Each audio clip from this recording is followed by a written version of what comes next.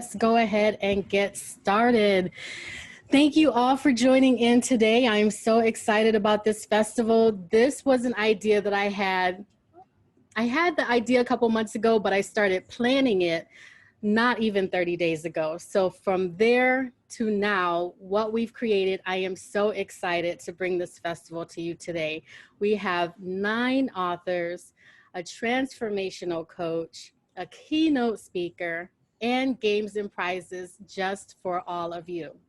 And I really created this because nobody saw 2020 coming. I'm a new author. My 1-year anniversary is coming up. Pretty much everybody on this stage is in their first year of publishing. And this would be the time that we would go out, do festivals, do book signings, engage with crowds, and really get our message out there. And all of that got lost in this pandemic. So I kept thinking to myself, what can I do to market myself, to have a festival? Because I love festivals. That's one of my favorite pastimes. And having a summertime with no festivals, no concerts, no outdoor events was really kind of sad. So I said, well, what can I do? And then I said, well, we'll have a virtual festival. We'll move everything online. Everybody will be in the safety of their home, and we can still showcase works. So this went from me wanting a platform to showcase my work. And then I said, well, how can I make this bigger? How can I include other people? And then I started reaching out and putting the word out, and I immediately got a great response from so many authors who also wanted to be featured. So I chose a few for today. This is my first time having a festival, and I didn't want it to be an all-day affair just quite yet, but we do have a lot of interest, and I'm so excited to bring the different stories to us today. In wanting to showcase my own story, I wrote Woke Up Dead about a year ago, and that actually came from a dream that I had. And I actually dreamed that I woke up at my own funeral. So I woke up, I looked around, I didn't like any of the decorations. There was nothing there with my beloved Buffalo Bills. I didn't like my outfit. The casket was cheap. And I just immediately started cussing everybody out, which I think is a normal reaction that most people will probably have in that moment. So after that, I said, you know what, this is a really funny story and it needs to be turned into a book. So over time, took me about 3 years from idea to publishing. I published my own work. And from that moment, almost a year ago to now, it's turned into a whole festival. So I always encourage people to put their work out there. You don't know what conversation it will spark. You don't know who it will touch. You don't know what it will launch you into. But if you put your words out there, someone will be inspired by it. So I am again excited about this festival. I'm glad that you are all here because everyone on this stage has powerful words and stories to bring to you today. And it's not just about about authors, but anything that you want to do in life. It is 2020 and there is an avenue for you. I am drinking wine from an independent Black-owned winery. There are independent music artists out there. Whatever your art form is, whatever your passion is, you can put your work out there and you don't have to wait for permission or for somebody to find you. There are more resources at our fingertips now than ever before. A little bit about the festival before we jump in case you don't know the format. And if you want the agenda, you can go to nadiapresents.com and scroll to the bottom and see the agenda there. But we will have 2 sessions. In the first session, I'll interview 5 authors back to back, about 10 minutes each. And then everyone will go into a breakout session and you, the audience, can choose what breakout session you want to go into. The authors will have 20 minutes to put on a presentation, and every author has created something fantastic for you. You can engage, ask questions, and get to know them a little bit better. And then we'll all come back to this main room and listen to our keynote speaker. And then in session 2, we'll start it again with the remaining 4 authors with their interviews and then their breakout sessions. And you'll come back for the transformation coach. And we'll wrap up the event with games and prizes. Now, I do ask that you stay muted throughout this event just to make sure that we hear the authors. I don't want there to be any interruptions. I want to make sure that everybody's story and journeys are heard. But if you do have any issues, any technical problems or anything that happens, feel free to put that in the chat. We have two lovely chat monitors here to assist you. For session 1, the lovely Robin Hall will be there to answer any of your questions. And for session 2, the very distinguished Ruben Bastian will be there to assist you. Throughout, you can check the chat. There will be links to the author's works as they're being interviewed. So if you are inspired in the moment and you want to go to Amazon and purchase something from them, we've made it very easy for you. I believe that is all of the announcements I have. So now we can go ahead and start hearing our authors' stories. So our first author coming up, she is amazing. I love her journey. She is Chanda Austin. She is coming to us from Atlanta, Georgia. She's been an administrator for over 20 years working in Atlanta schools. She is also the author to the mother to an amazing young lady, and that inspired her book, Kiana's Braids, which is a wonderful children's book that talks about a little girl getting her hair braided for the first time. But it's not just a story about a little girl getting her hair braided. She actually takes us through a journey to Africa, telling us about what the different braids means. She is sponsored today by Connection to Creativity, and they have a fun event that they are going to put on for you in the breakout room. So my suggestion would be, if you have children and you want them to have a breakout room, you might want to log in on another device. You can give your children one device and tune into Shanda's breakout room, and then you'll be free on another device to tune into a more adult room if you choose to. Just an idea. But without further ado, let's bring in our first author. Chanda, are you there? I am here. Can you see me? I can see you. I can hear you. You look fantastic, and I love your background. Thank you. Thank you. So how are you today? I am great, Nadia. Thank you for having me. This is a blessing and just an opportunity anytime I'm able to get in front of people and talk about this journey and this story and the passion that I have behind it. Oh, absolutely. I'm glad you can be here. And again, that's exactly why we're here, because we need outlets to share our stories. And when I heard about your book, I was like, I need a children's author because I wanted a little something for everyone. So tell me a little bit about Kiana's Braids. So when we talked about Kiana's Braids before, I think I gave you just kind of like the journey behind Kiana's Braids. As you said, I'm an educator. And being in that role, I just did not see enough stories. One, that highlighted children of color, and two, that told our stories in an authentic space.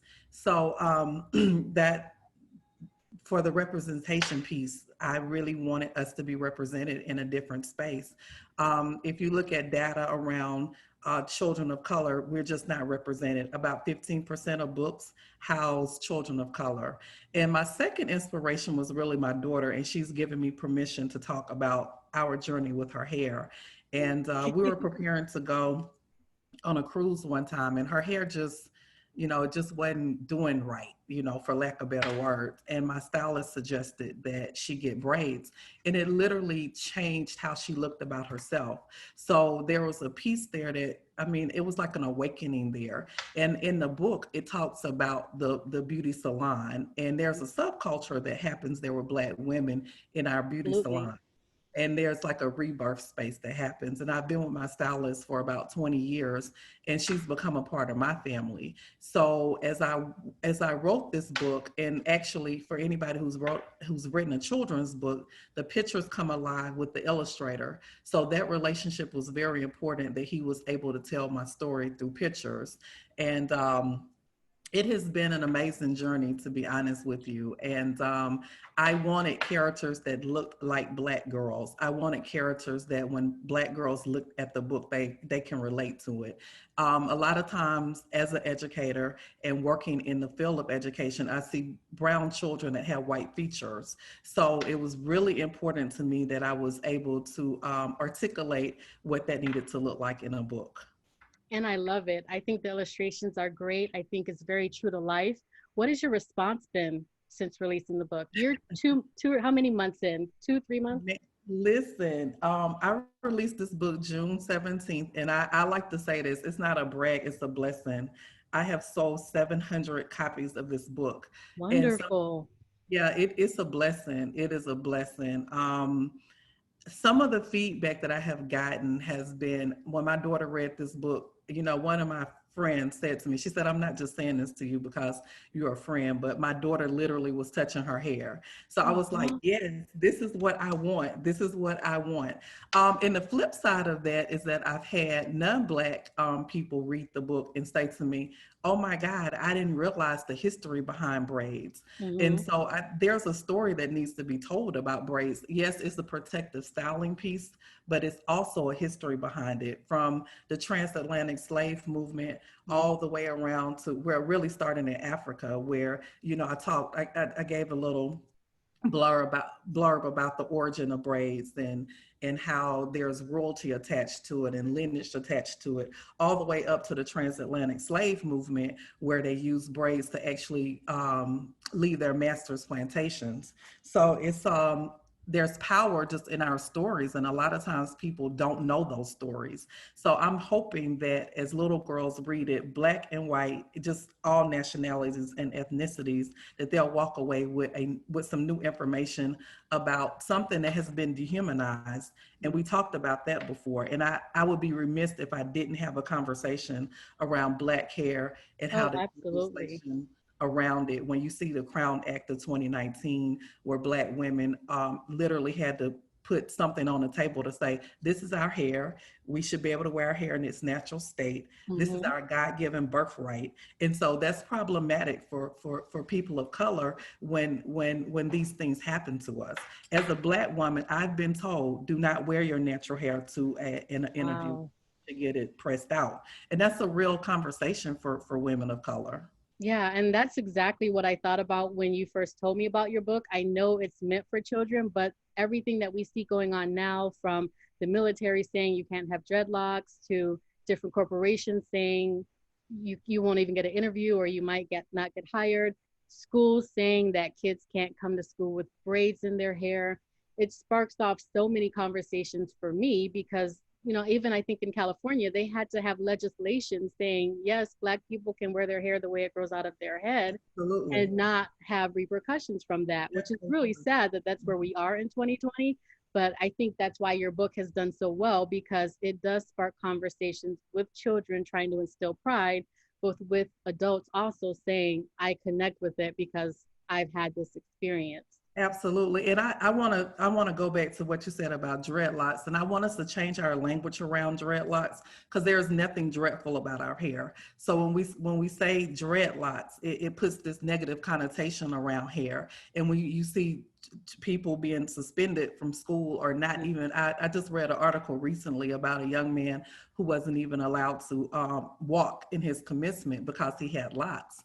Wow. And how do you legislate that? How do you tell a person this is your natural hair that you can't wear? So we have to have some courageous, uncomfortable conversations around what that needs to look like in a lot of different spaces, not only education, but also in corporate. And we're in a good space, even though with the pandemic happening, people are really listening to our voices. And as a woman of color, this is not a new voice for me. This is a conversation that I've had with girlfriends. This is a conversation I've had with my parents.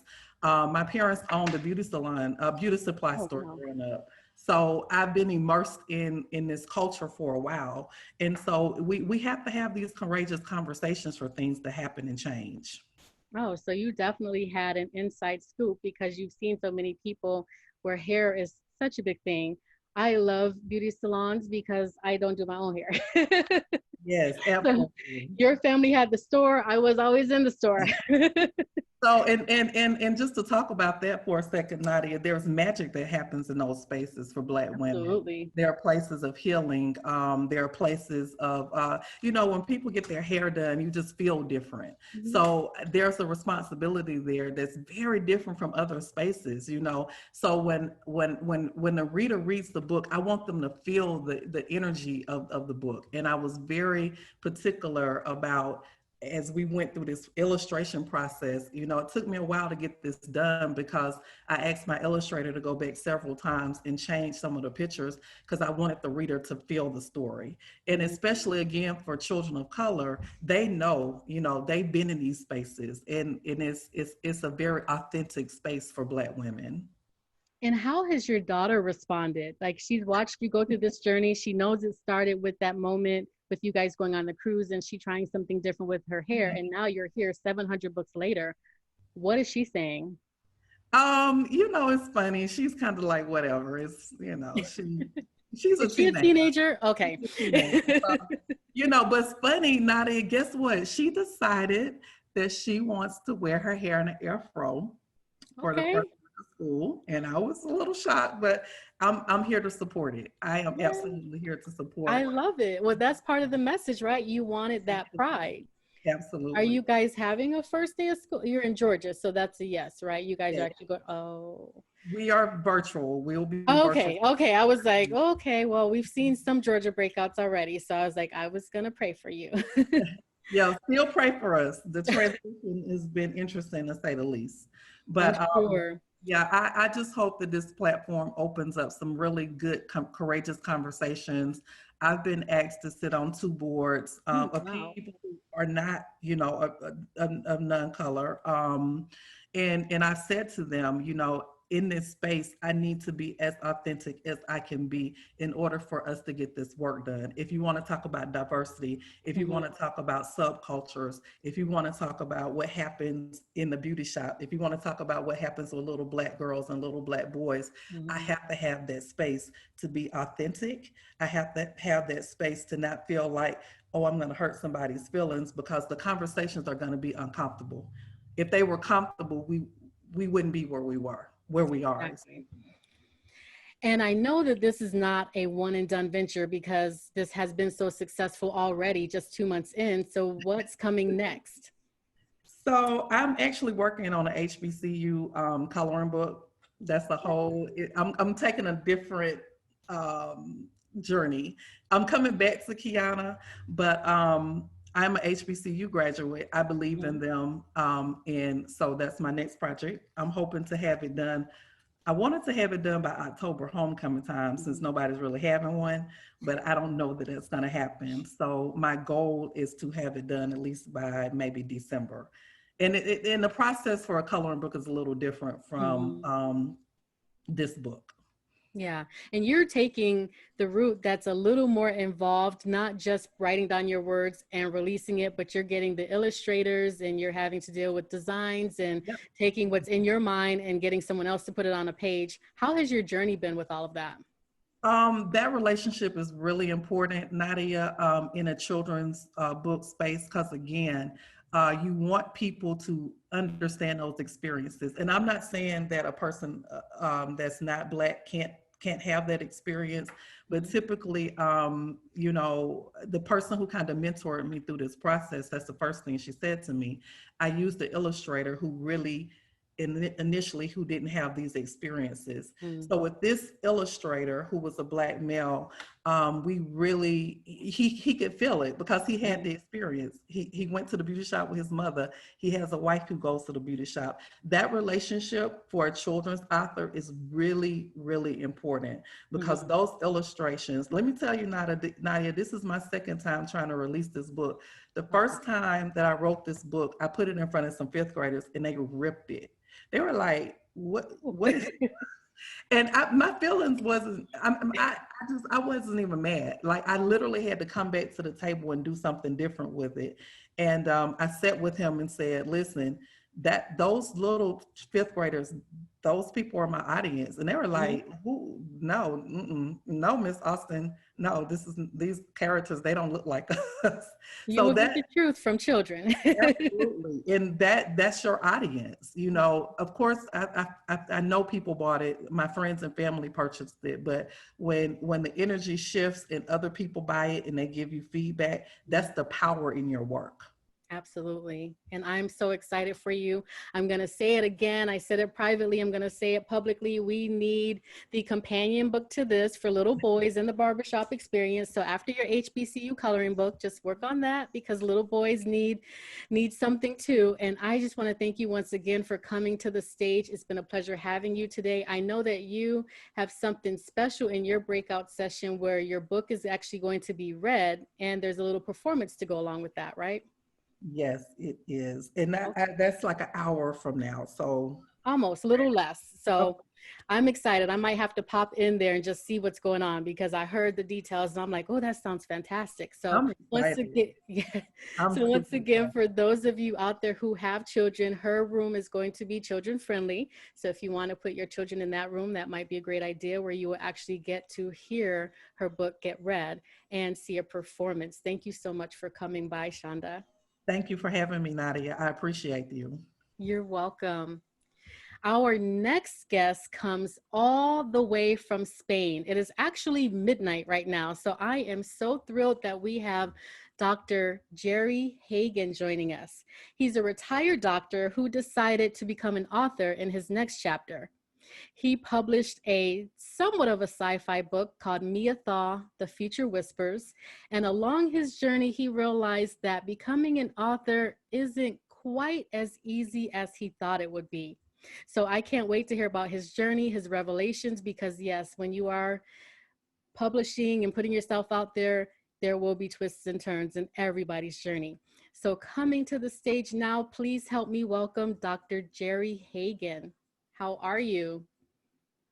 Thank you, Nadia, and it's a great privilege to be here. Thank you for having me. Oh, I'm so glad that you came because just like Chanda, when I was putting this festival together, I wanted a variety and I didn't have anyone on the roster that was a sci-fi author. So I was glad that we crossed paths. But you say that your book is a sci-fi book for people who don't normally read sci-fi. So explain that a little bit. What's your story about? Okay, I really wrote the story for my grandchildren, or maybe their grandchildren. This is my reflections on life. I'm done my 3 score and 10, and technology has advanced so fast. Now, Maya Thought, or Mia Thought, The Future Whispers, Maya Thought is an anagram of what am I? And the future whispers, the whispers could be a verb or a noun, whichever you want. And what I've written, and I have to say this first before you think this is heavy, it's a fast reading narrative. It's got a lot of banter in it. That's an English word. It means playful repartee between the guys and the women in it. And it's about 200-300 years in the future. And basically, at that time, people have learned how to, I call it deep downloading, where you can download your brain into the cloud and mix with other people in the cloud. Now, the book, that sounds like science fiction, but really what I'm interested in is I think that might actually happen, and I'll come back to that. But when you do that, what will be the effects on society and humanity? What will be effects on politics, sociology, religion, philosophy? Because if you've downloaded into the cloud, you've now become immortal, for example, and where would that be in terms of religion, especially Western religions? I have to jump back a little bit. I've traveled a lot in my life, and Eastern religions are quite different from Western Abrahamic religions. And I think, and this is taking place in the planet Earth. It's the main people are the World League, run by President Rossini, who's a bombastic, dominant president. But there are also fundamentalist states still around, or he calls them fundamentalist states. So that's a scenario. The main characters are Kenny, and because, and I don't want to spoil the plot, but by the end of Don't the spoil the plot because we have to be able to read it for ourselves. by the end of the book, the 3-4 Kennys, the other person who's big is Siobhan, and there's 2 parallel stories running here. Kenny deep downloads with his friend Rob, and complications come from that.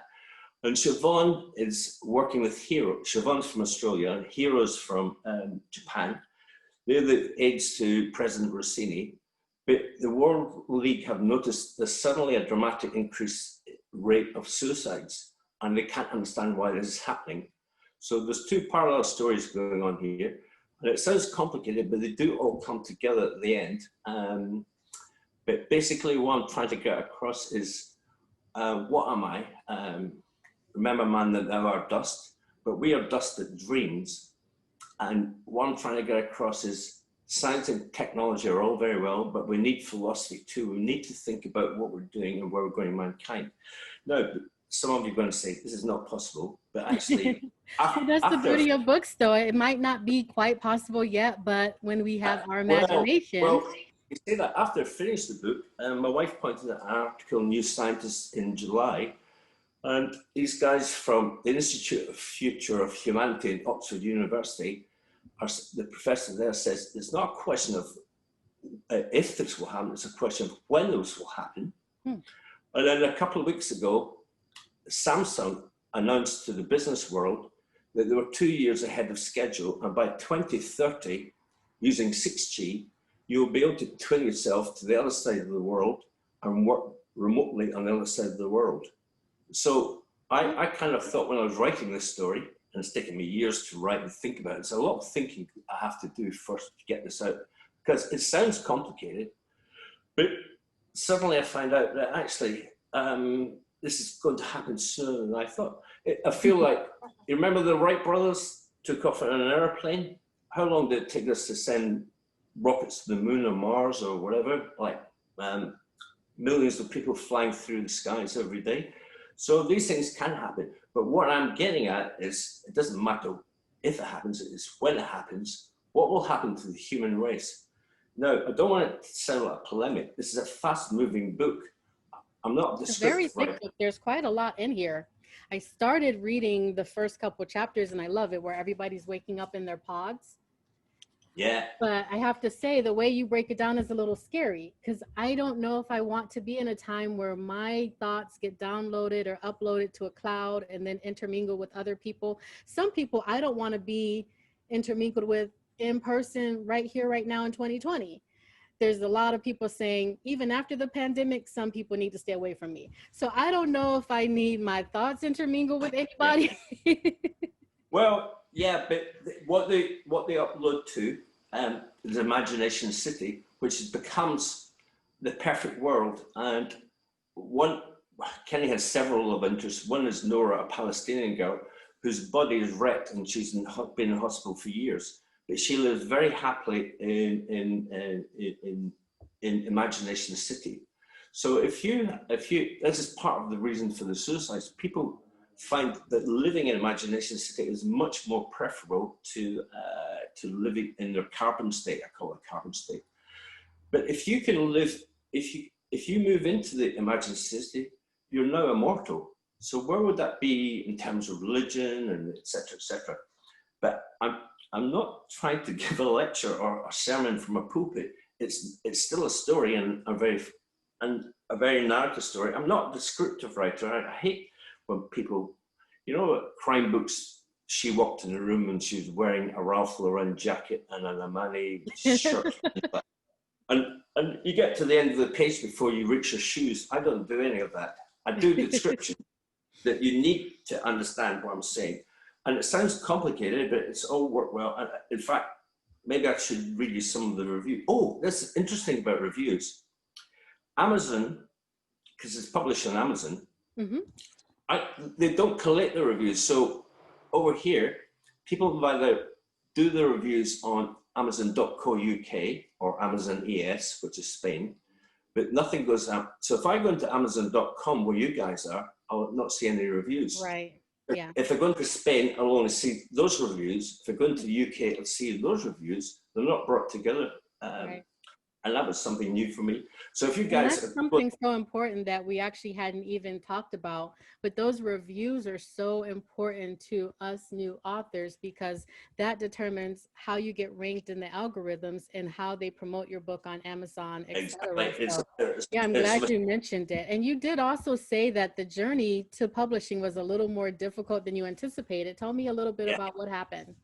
Well, it's like, you don't quite know what Amazon are doing, and then they give you an international book number. Then next 2 days later say you've got the wrong international book number. Well, I didn't allocate it. You allocated it.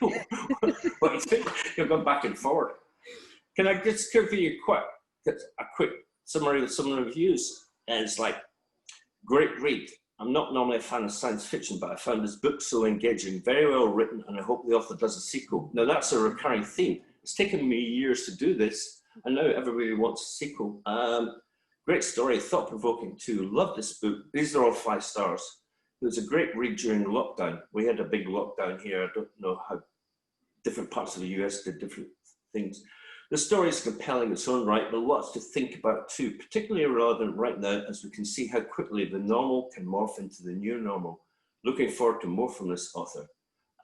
Even better than Black Mirror. Although I don't usually read sci-fi, I do love Black Mirror and found my thought even more creative and thought-provocative.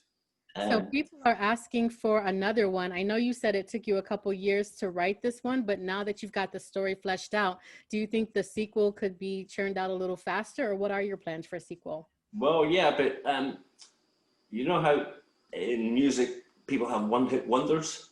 I'm frightened of that. Like, I have great ideas here, but where's my next great ideas coming from? Page turner. There's one I want to get to. Great read with philosophical, futuristic concepts woven in. That's for a German guy. It grabbed me. Blah blah blah. This one I love. Okay, this guy.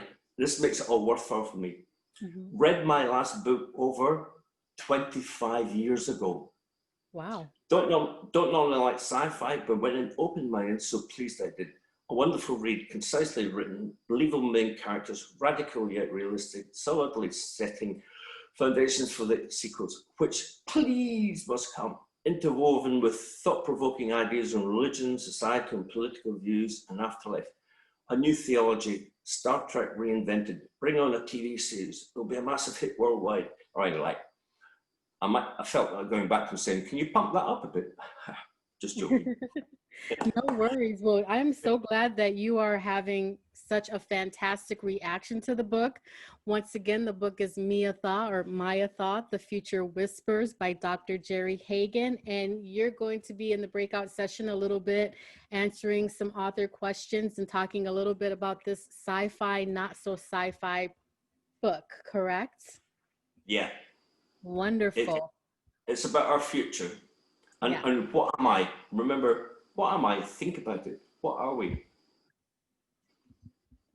Absolutely. Well, thank you so much for joining us all the way from Spain. So excited to have you here tonight. And once again, he is Dr. Gerry Hagan. Big round of applause. Thank you, Nadia. And you're welcome. I don't want, and I know it's sensitive to interfere foreigners in US elections, but you guys, all the best on November the 3rd. Thank you. If not, I might have to come there and move in with you. Thank you so much.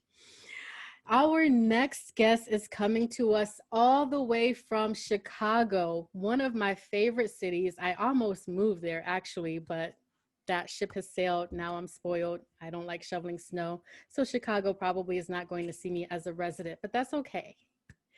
She is literally a walking miracle, and she is courageously talking about her journey in the book, One Eyewitness, Breaking the Silence After Domestic Violence.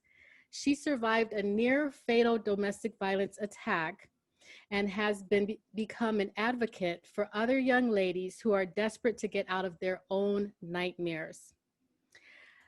Please help me welcome the wonderful Yolanda Carter. Yolanda, are you there? Yes, I am. Hello, everyone. Hello. It is definitely an honor and a pleasure to be able to have an opportunity to be a part of this journey with you guys. Yes, I am definitely blessed to be alive on today. It is, if you knew, like you said, if you have never seen a miracle before, you are definitely looking at one right here. Well, just a little short my journey with domestic violence. Domestic violence, that was not my first go around with domestic violence. My first encounter with domestic violence is when I was like, I want to say 18 to 19 years of age.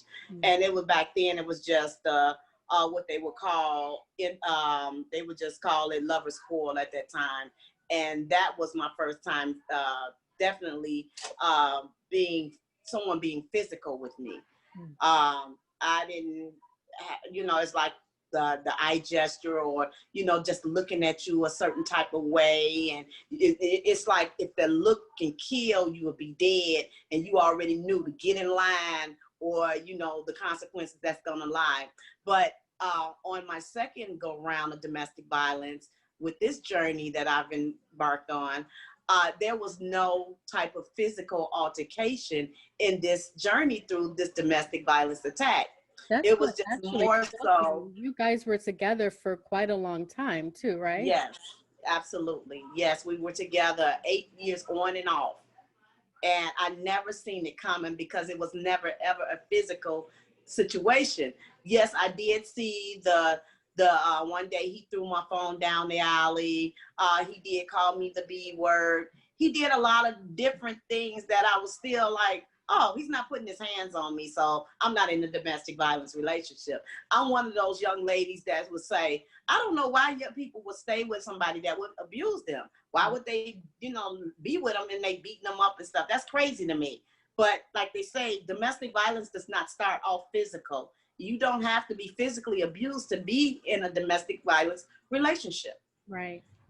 But I love that you came forward with your story, because it doesn't look like what people imagine domestic violence to be. 8 years and you never had any physical interaction. And a lot of people also tend to think, oh, well, domestic violence, that's usually younger people, 20-something-year-old hothead. Your attacker was almost 60 when he attacked you, right? Absolutely. There is no age, color, gender, or ethnicity that's excluded from domestic violence. You could be 100 years old and someone is using domestic violence. And it's not only just an intimate partner situation. And a lot of people think, oh, it's just an intimate partner. It could be a family member on children. It could be anything other than just an intimate partner relationship situation. It takes it goes broad. It's really very traumatic for anyone to have to experience any type of domestic violence. A lot of people will try to discredit you and say, oh, he's not putting his hands on you, so that doesn't matter. You're not being really abused. Oh, well, those are words, or whatever the case may be. But those words, right, those words, you can be physically abused. Those scars will go away. I have scars that are there for life. Scars from me being traumatically beaten to no end. So I'm just gonna get a little bit into the story. What happened? What was the turning point in your relationship that went from 8 years of no violence to one day there was a near fatal attack? Absolutely. You know what?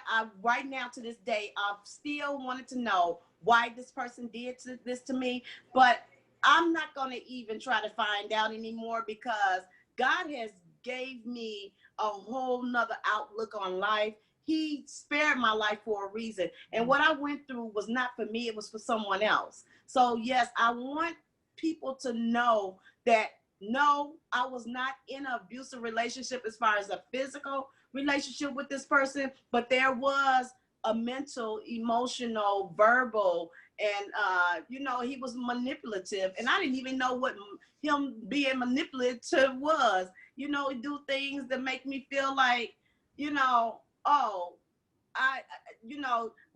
won't you quit your job? And I'm like, why? I wanted to quit my job, but then I was like, okay, I might as well. But then again, I was like, no. But, he would tell me, well, don't you know the money that that I've spent on going to get on the bus? You could keep that money in your pocket if you come pick me up from work. So, he was doing some manipulative things. It made me feel like, oh, okay, well, I didn't know that I was being manipulated. But yes, March 22nd was a day that had changed my life for the rest of my life.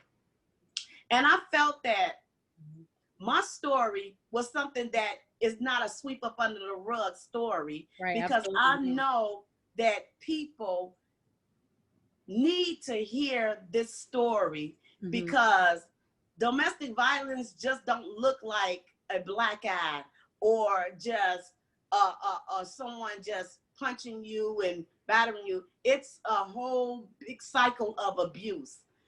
But I don't look like what I've been through. So this patch is a part of my story, but it is it is more than just this patch that happened to me. Yeah. So March 22nd, 2016, I was fighting for my life. This man, like I said, he was very charming. He was very debonair. He made sure that if I needed anything I wanted, I had it. I didn't have to worry about nothing. If you told me that this man would try to put his hands on me or hurt me, I would tell you, oh no, not him, because he loves me. And that's what I thought, because he loved me and he made sure that I got anything, or he did anything and everything to make sure I was happy. He gave me his last, anything. But I started seeing some red flags, which I didn't know the red flags at the time, because I'm thinking that, oh, people go through this. You know, they argue. People argue, but it wasn't anything physical. So I'm like, okay, we're not arguing. We're arguing, but we're not throwing any hands.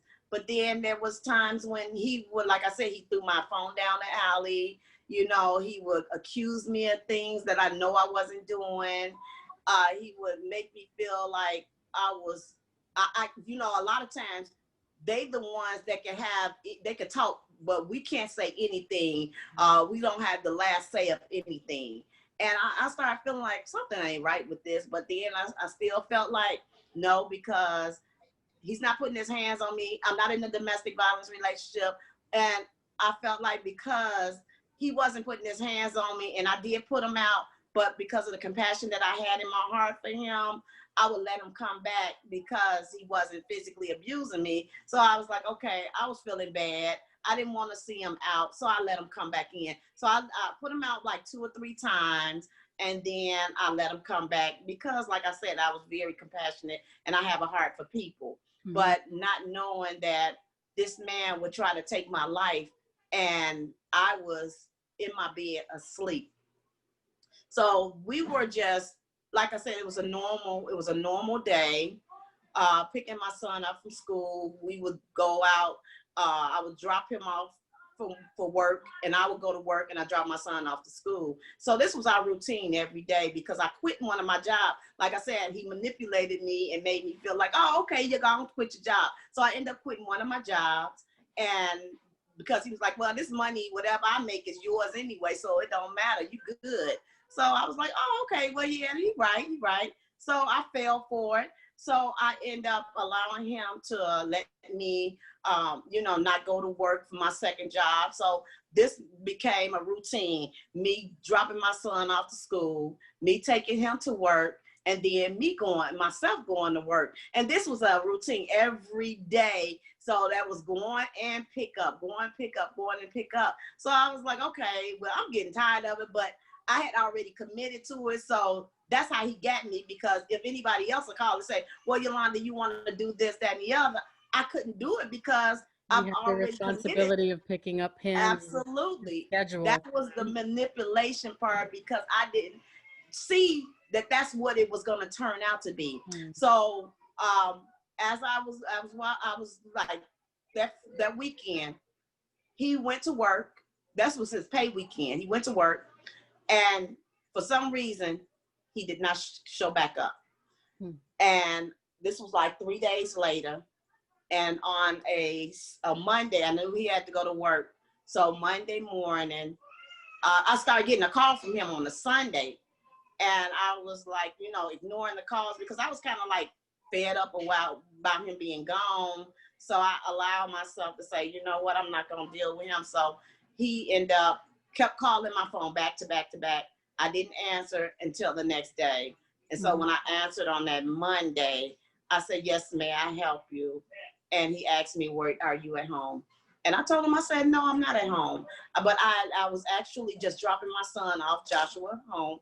And Joshua told me, I did not know this at the time. He said, "Ma, he did see you when you dropped me off." Mm. And he had been downstairs ringing and ringing and ringing the doorbell because he was wedged in the doorway and I didn't never see him. So I went on to, go get me and my son something to eat. So as I'm coming back, something just told me to park my car around the corner. I parked my car around the corner. So I end up coming back towards the building, and that's when I seen, I didn't see him. I didn't see him. When I got so close, he came out on me and I froze. And that's when I was like, oh my God. So when he caught me when I was coming in and he said, "Oh, I thought you was gone." I said, "Okay, I'm back now." It's just to keep from the sake of arguments. Okay, I'm back, whatever. So I end up coming in.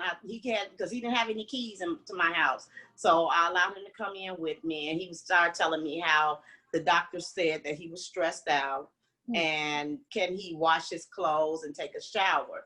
But at that particular time, I don't even know why he even said, "No, you can't." But when we got in the house, I said, "Go take a shower, get yourself ready for work the next day." Being So, compassionate. what you say? Just being compassionate. Very, yes. So I end up allowing him to go do that, and he ended up washing his clothes. And then after that, he went and got in the bed. And around by, like I said, like by 10 o'clock that night, I went in and I checked in on him in the room, and he was sound asleep. And that was like about 10 o'clock that night. So I ended up coming back out, putting my feet up, watching TV, on Facebook, talking on the phone, stuff, girl talk, stuff we do.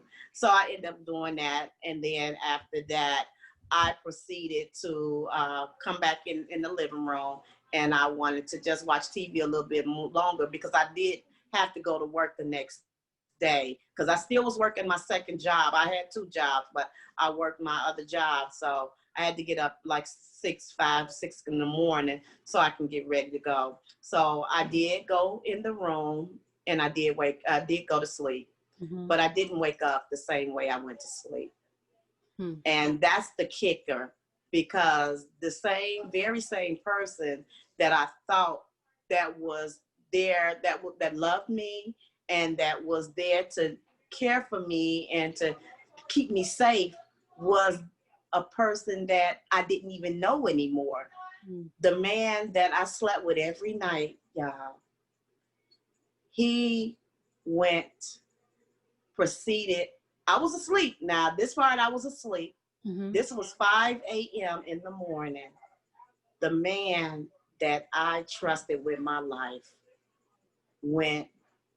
got a hammer, came back to the room, and beat me to no end, and left me in a pool of blood to die.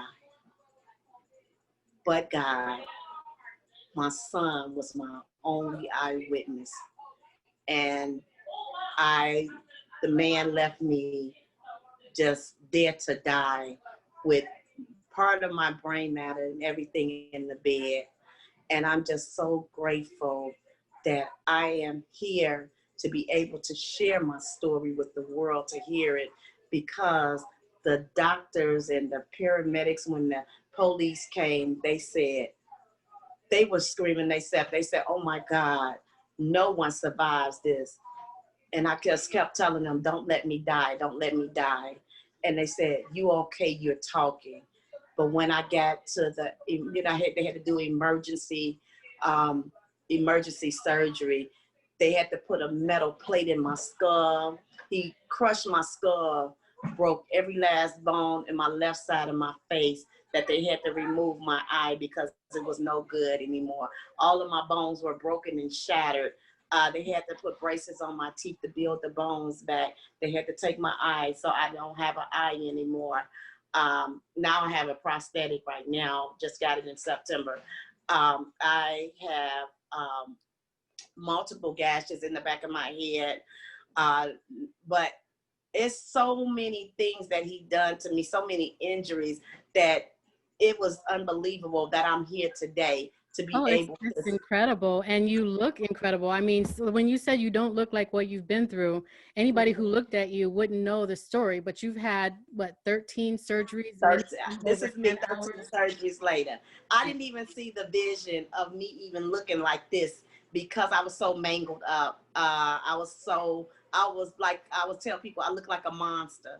That's just how bad I was. And just, I don't have any taste buds anymore. I lost the taste buds. I don't have any sense of smell anymore. I have so many injuries that I just didn't feel like that happened to me. Sometimes you can go through something, but God shield you and you shield you from the pain. I was in my bed and I was asleep. But I believe that if I wasn't asleep and this was happening, the doctor said that I probably wouldn't have survived it because I was asleep and it happened and I didn't go into shock. But I just wanted to let people know that these are things that can happen. It doesn't matter if you've been with somebody today for 5 minutes or for 500 minutes or 5 years, 10 years, 20 years, 100 years. It doesn't matter. Domestic violence is just like a hidden secret. It's like something that like taboo because nobody wants to really talk about these topics. These are things that we really need to talk about. We really need to talk about them because people are embarrassed.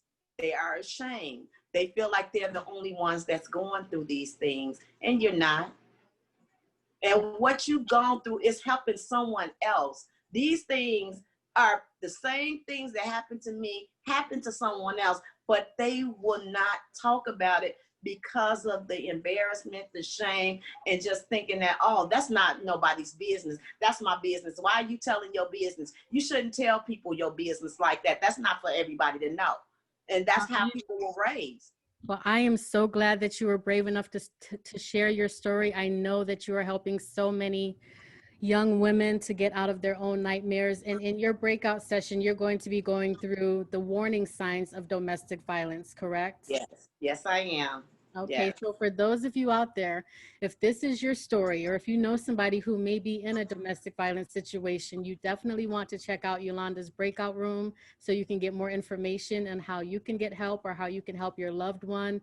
And once again, I just thank you so much for joining in this festival. Your story is so valuable. I could see people putting things in the chat of how they are so touched by you. So thank you for your bravery, because you're right. People don't tell this story, and they need to. It's not the victim's fault, and people need to hear it so they know how to overcome it. So thank you for being here today. Okay. This is One Eyewitness. One Eyewitness. Yes, I've flashed it up too, and I have my copy here. And we are giving away the author's books in the games and prizes portion. So you may be the lucky winner of her book. If not, the link is also in the chat for you to go right to Amazon and purchase it. Thank you, Yolanda. Big round of applause. All right, well, moving on, let's all take a breath from that because that was quite heavy. And our next speaker also has a powerful story to share as well. Our next guest is a very strong leader in our community here in Las Vegas. He gives back in many different ways. He provides CPR training and pedestrian safety seminars to families. He mentors school-age children. He helps business owners through their personal journeys to become better business leaders. And he is quite known as an action coach as well as mentor to many young adults here in Las Vegas.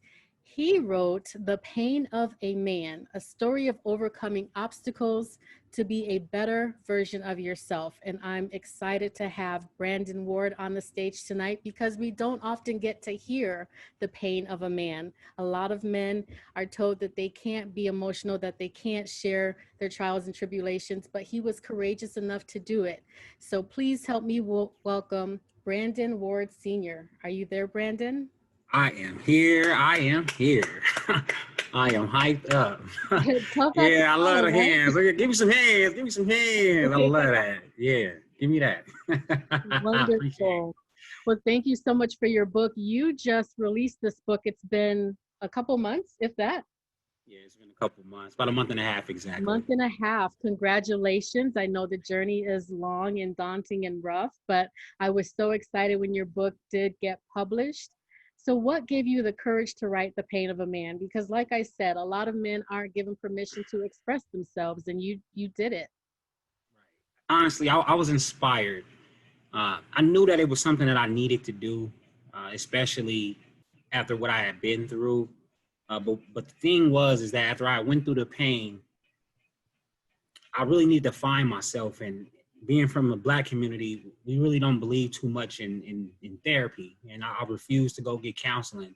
So I attempted to do everything on my own. I attempted to do everything myself through self-help books and through studies, through taking psychology classes.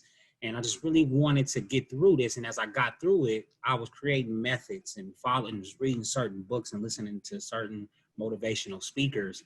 And when I got through it, it was a feeling that I wanted to give back. For all the books that I read that healed me, that got me through that time, through the process of that difficult time, I wanted to create a book as well that would help others get through that difficult time. And it was a very therapeutic experience. Mm-hmm.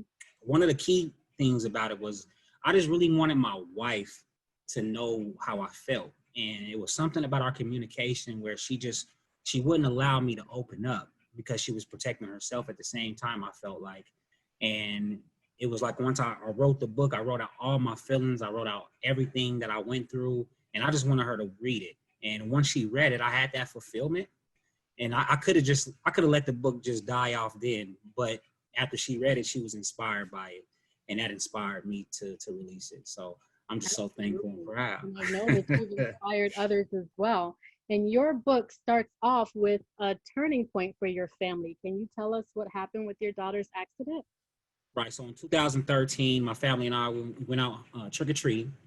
And I had just got in town from a business conference, and we went to a trunk or treat. It was a beautiful church event, and it was safe. We were at the Jumpers, partying, eating popcorn, hot dogs, you name it. But my daughter, she had just won, she was 6 years old at the time. She had just won Student of the Month at her school. Mm-hmm. And that night, it was a Thursday going into a Friday. And she said, Dad, I need to get home because I got to finish my homework. She had 2 bags full of candy. So I was like, you know what, baby, you're right. You made me so proud. And I gathered up my family. We went to go and leave. And as we leave, my daughter says to me, Dad, this is the best Halloween ever. And then 10 seconds after that, she was struck by a hit-and-run driver. Her body flew about 200 feet across the street. Luckily, it wasn't any brain trauma where it was bleeding or anything like that. But I had to administer CPR to her. She was unconscious and she was not breathing. And after three compressions, I saved her life. So that was another thing, is I wanted to make sure that I brought the importance of CPR training and how you have the ability to train a life, because I've had to do this twice now. But after going through that situation, that was the turning point in my life that really made me wake up and get focused and find myself. And you talk a lot about your coping skills after that accident. What did you do to cope or try to cope with everything, trying to rebuild your family, nurse your daughter back to health? Of course, in the beginning, I just wanted to suppress the pain. So it was more like alcohol. And then in order for me to replenish the sleep or the restlessness that I would feel throughout the day, I was taking caffeine so that I can just stay up and just support my family. But after a while, I really did lean on some friends that I had. And then once I felt like I needed the professional help, that was when I got into reading books. So I started reading books by like Eckhart Tolle, The Power of Now. Mm-hmm. I started reading books by Zig Ziglar, Jim Rohn. I mean, the highly effective of effective, 7 highly effective, whatever habits. I've read all the books, right? I've read them all. Like I just went on the journey and I read them all, and I stayed busy. And that was how I got through the pain. I stayed busy and I got better. And you said that you were a little leery of therapy in the beginning. What's your thoughts on it now? Because in a lot of communities, but especially the Black community, that is something that we shy away from. We don't talk about it. If we are going to therapy, we don't mention it to our friends and families and really have a real discussion about it. What's your thoughts on therapy now? So I highly promote it and I encourage it. and don't get me wrong, like we're resilient. You know, Black people, we are resilient. We've been through so much pain. I mean, we've been through so much pain, we can sing about it. Like we made songs about it. We can rap about it. We can have fun and talk, and laugh about it. But deep down inside, when you go home, that pain is with you. And not just that pain, but the people that you've hurt. If you have victimized somebody and then you start having that guilt. So you really do need to get help.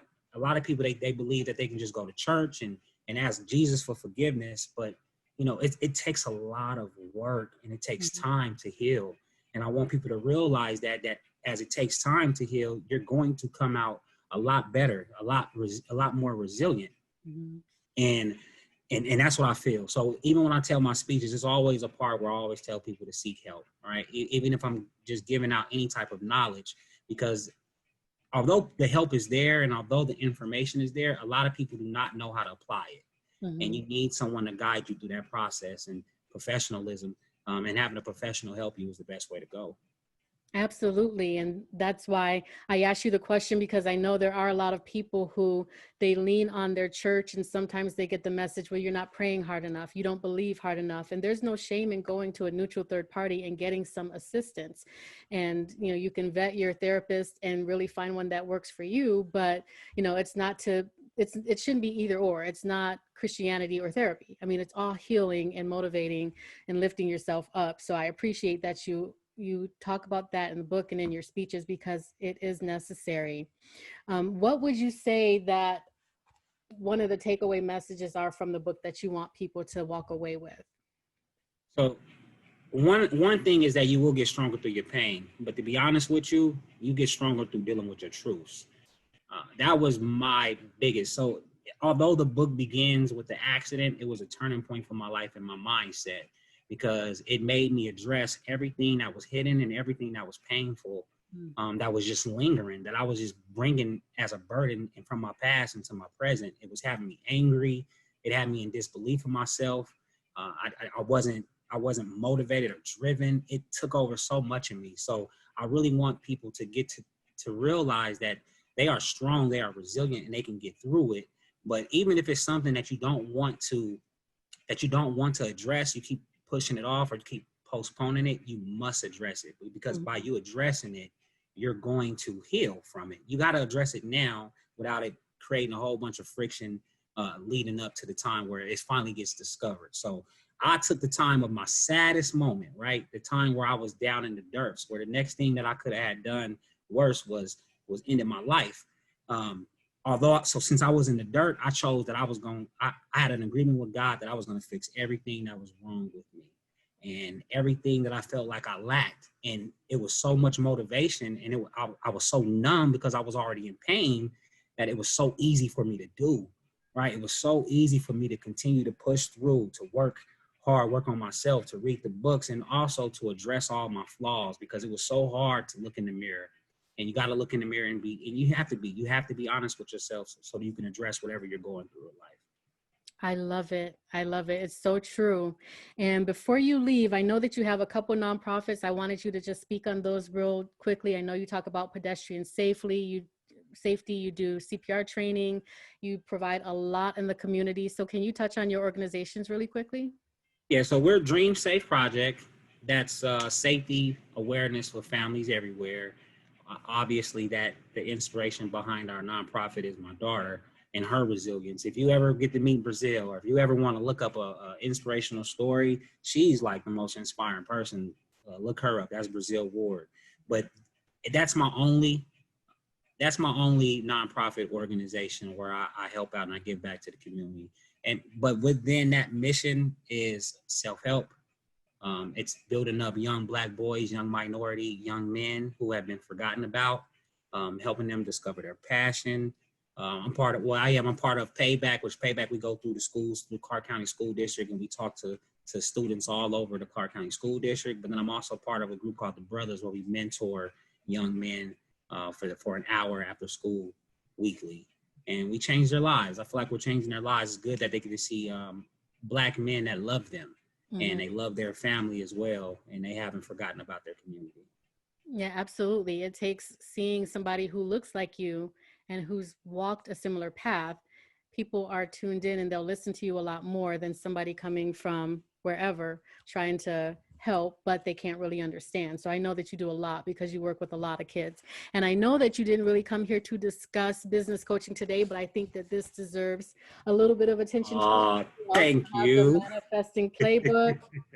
This is a place for your vision and a plan to dominate. Now, this one is not going to be in the gifts and prizes. This is my copy. You can't get my business plan, but this is also on Amazon. So this is the second book by Brandon, The Manifesting Playbook, and you are an action coach, correct?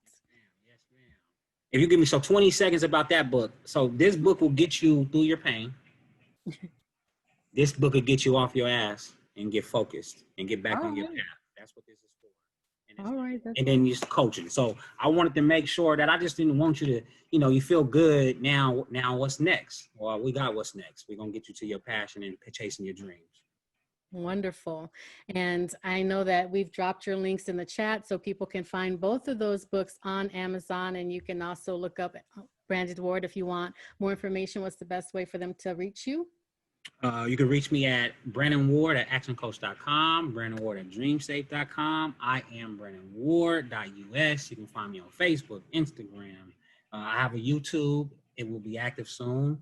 But you can find me anywhere. You type in Brandon Ward, type in Brazil Ward, type in Brandon Ward, Las Vegas. We got a bunch of videos out there, some content that you'll find.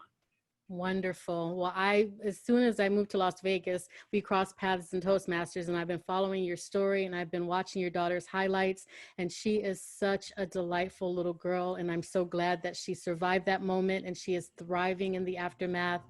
And, you and your family are just so beautiful. So thank you for putting your inspiration out there to others, because I know that you're helping many.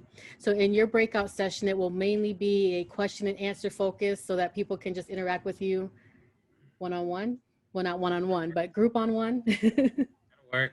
So, hey, you know what? I just want to add one more thing. And if you don't come to my breakout session, if you don't meditate, please look into meditation.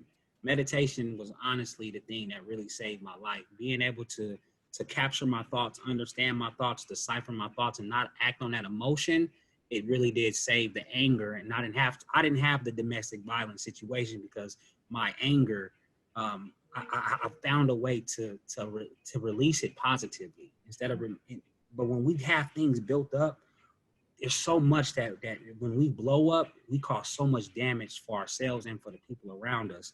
So if you don't meditate, please look into it. Even if it's just a 5-minute, 10-minute guided meditation on YouTube, it will completely change your life. Wonderful words, because we see what happens when people don't meditate. They end up on Real Housewives. Are desperate. If somebody comes to you and they want to push your story on a reality TV, that's your clue. You might need to start meditating instead of putting your mess on TV. Just a thought. Thank you so much, Brandon, for coming through. Appreciate you and your story, and look forward to your breakout session in just a little bit as well.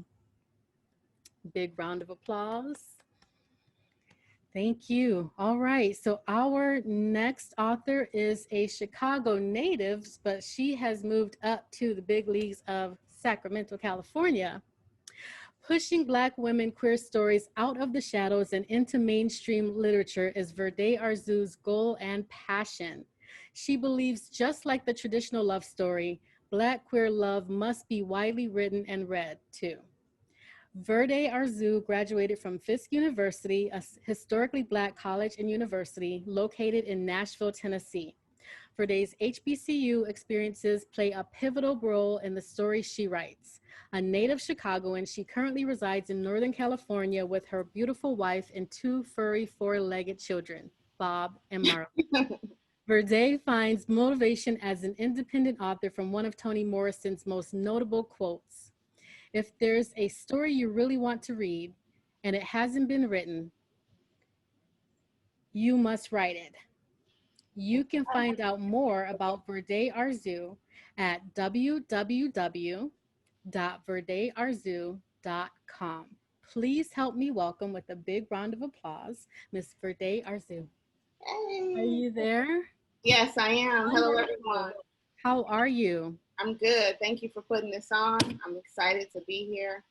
Thank you, everybody, for showing up and supporting all these authors.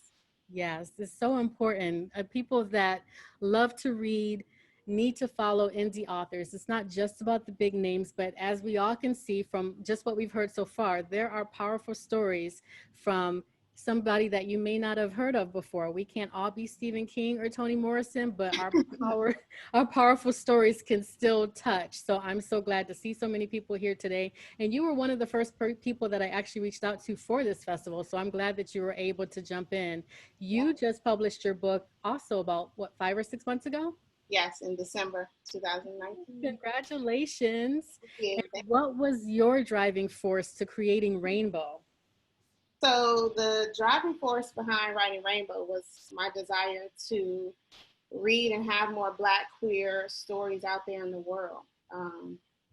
When I go into a bookstore, Rainbow is the kind of book that I would like to be on the shelf.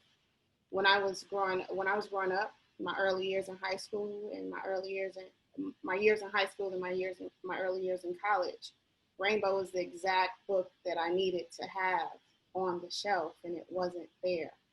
And so that's the driving force behind Rainbow. And there needs to be more Black queer books mainstream, just like all the other genres, written by Black authors, and specifically Black women.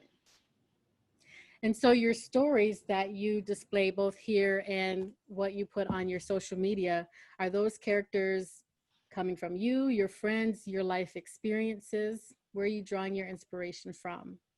Well, I'm in a writing class right now. I came across this quote that I thought was very powerful and resonated with me.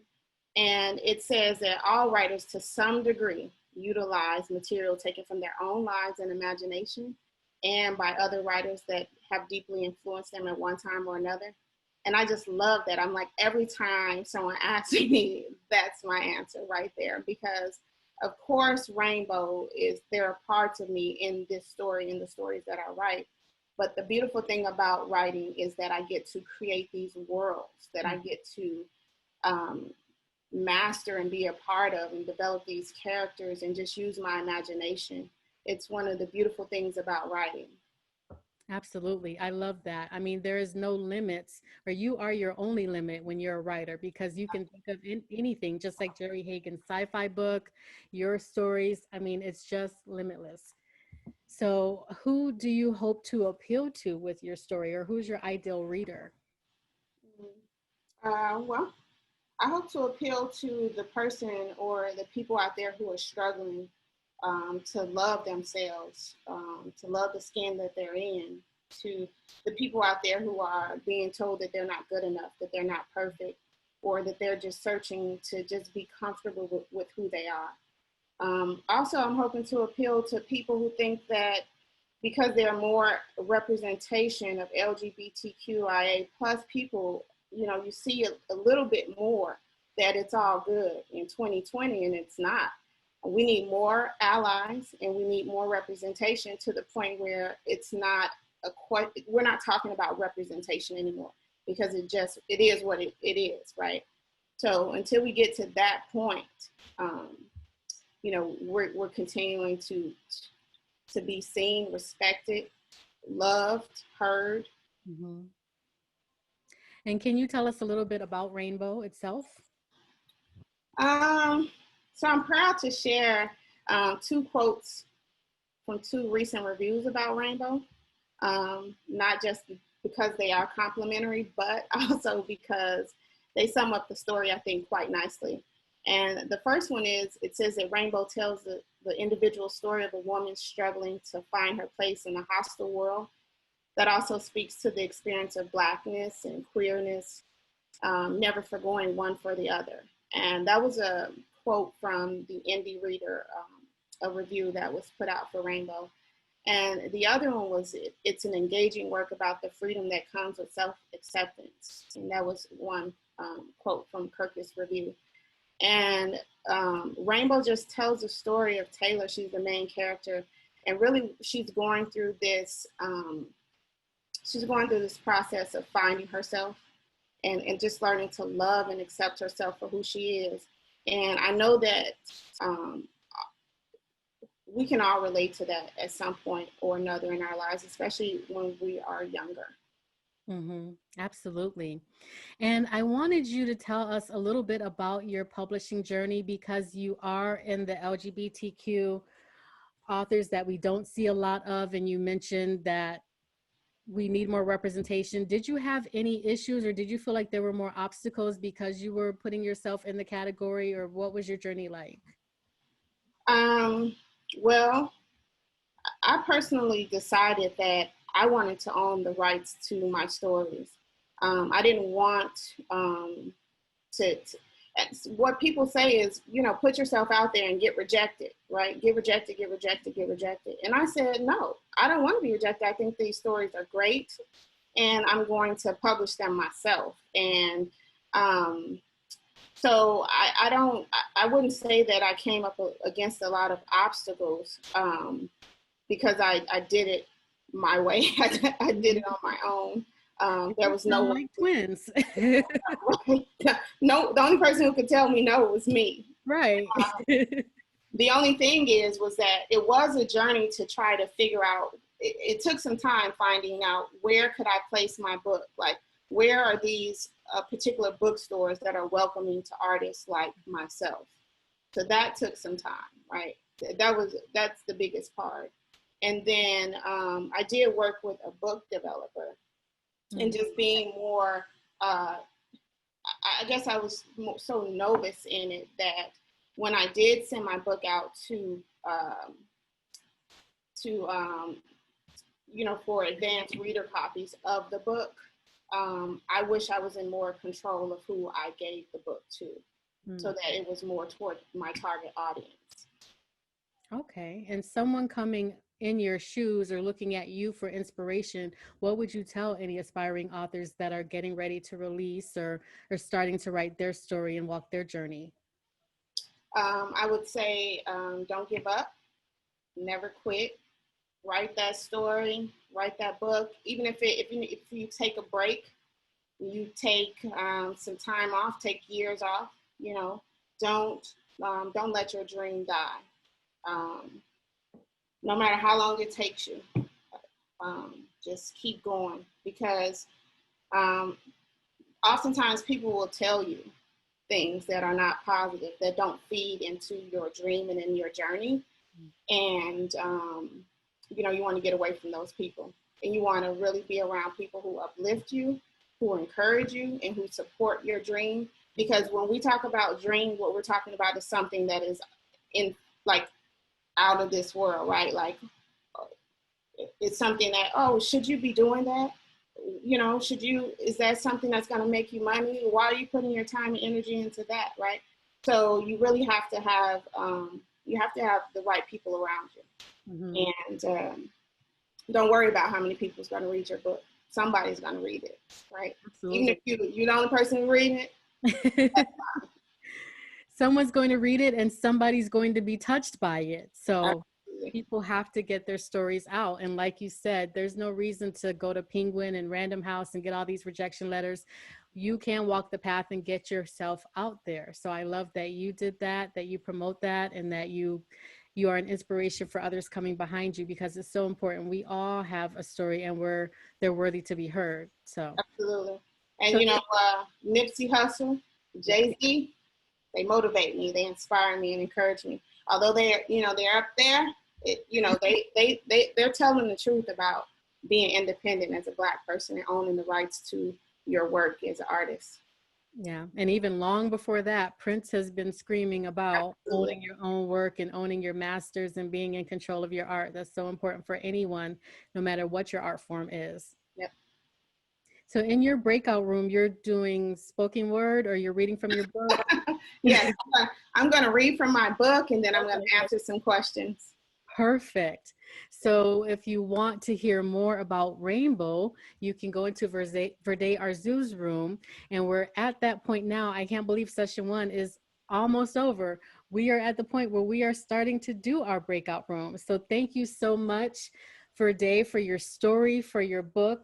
I have her copy here also. This is also going in the prizes pile. We'll have 2 book bundles during the games and prizes session. So you might get to be the lucky winner of that. Or you can look in the chat for the link to her book on Amazon if you want to purchase it right now.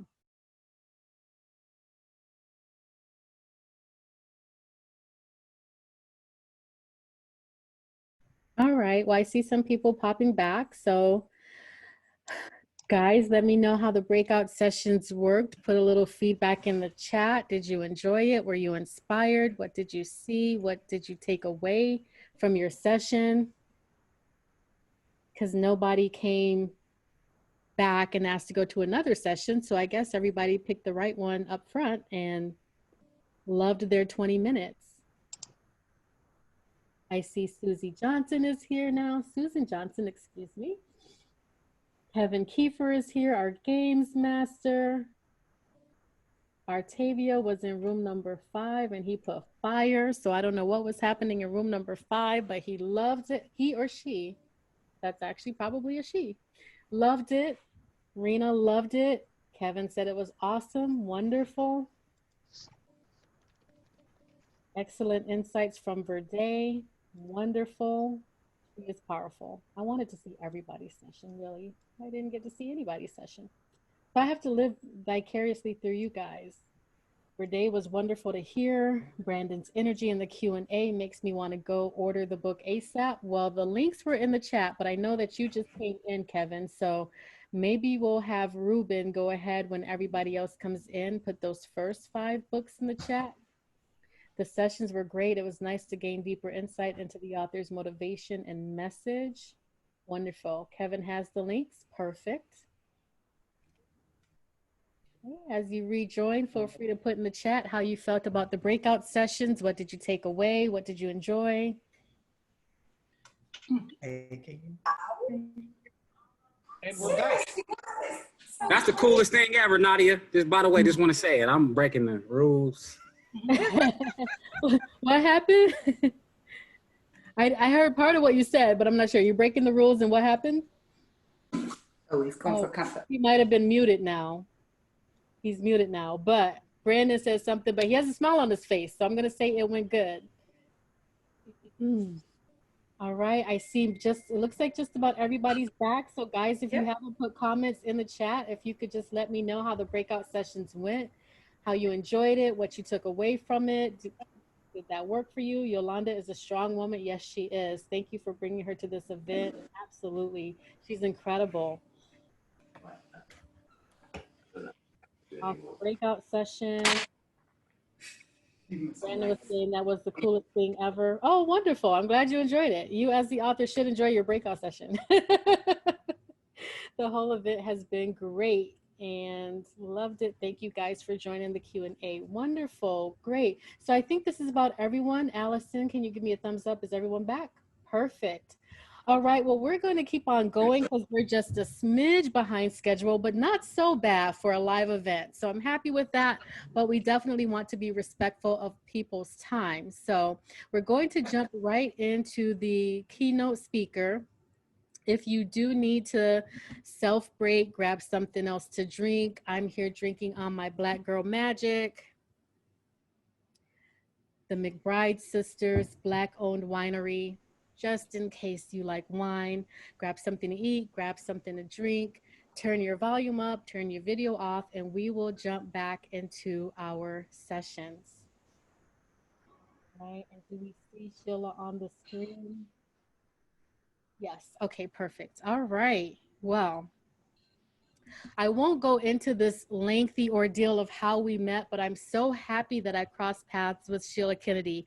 And when I found her online, we actually set up a Zoom meeting and something happened and I got disconnected. And so I was like emailing her my phone number and she was like, 585, are you from Rochester? And I was like, of course, let's go Buffalo. And she's in Rochester also. So I was just like, oh, it's meant for us to work together. And anytime I have a little question on something, I go to her because she is a guru in the self-publishing world. So she is going to be our keynote speaker for this evening. So I will go ahead and introduce her. But As you listen to her, you're going to want more information. So jot this down. Her website is thezebrainc.com, and she is the owner of the Zebra Inc. Publishing Company. She's also authored several books, including You Had It All Along and Choices to Change, and she co-authored a book with a retired judge, Judge Joseph Valentino, The Trial of My Life. If you have consistently talked yourself out of publishing your book or published your book and aren't sure how it plays into the big picture, our keynote speaker will share how the world benefits by you sharing your story. Books create conversation, and there's no better way to influence people than to get them talking. Your story will make an impact. Tonight, we will briefly explore the types of impact that your story creates when you share it with the world. With her presentation titled, Why the World Needs Your Story. Please help me welcome Sheila Kennedy. Thank you. Hi. I was gonna say I'm like still muted. It's such a pleasure to be here. This has been an amazing event so far, and I'm looking forward to the rest of it. So thank you, Nadia, for inviting me today, because it has been fantastic. And I know that one of the I have probably been, we'll say, quote unquote, publishing books for the last almost 5 years. And every single author asks me the same thing at one point or another before they actually publish their book. And it's usually, is it good enough? Is anybody going to read it? And while I can't say for any degree of certainty that lots of people will read it, I know that at least one person will read it. I know that it will touch somebody.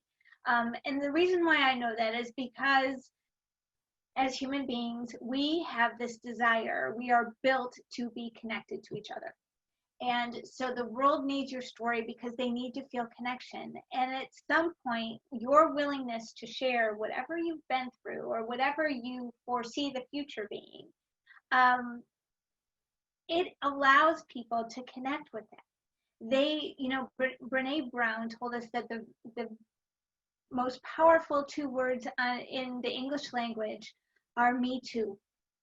And when you write your story, when you share your story, it gives people the opportunity to see that they aren't alone, that they can connect.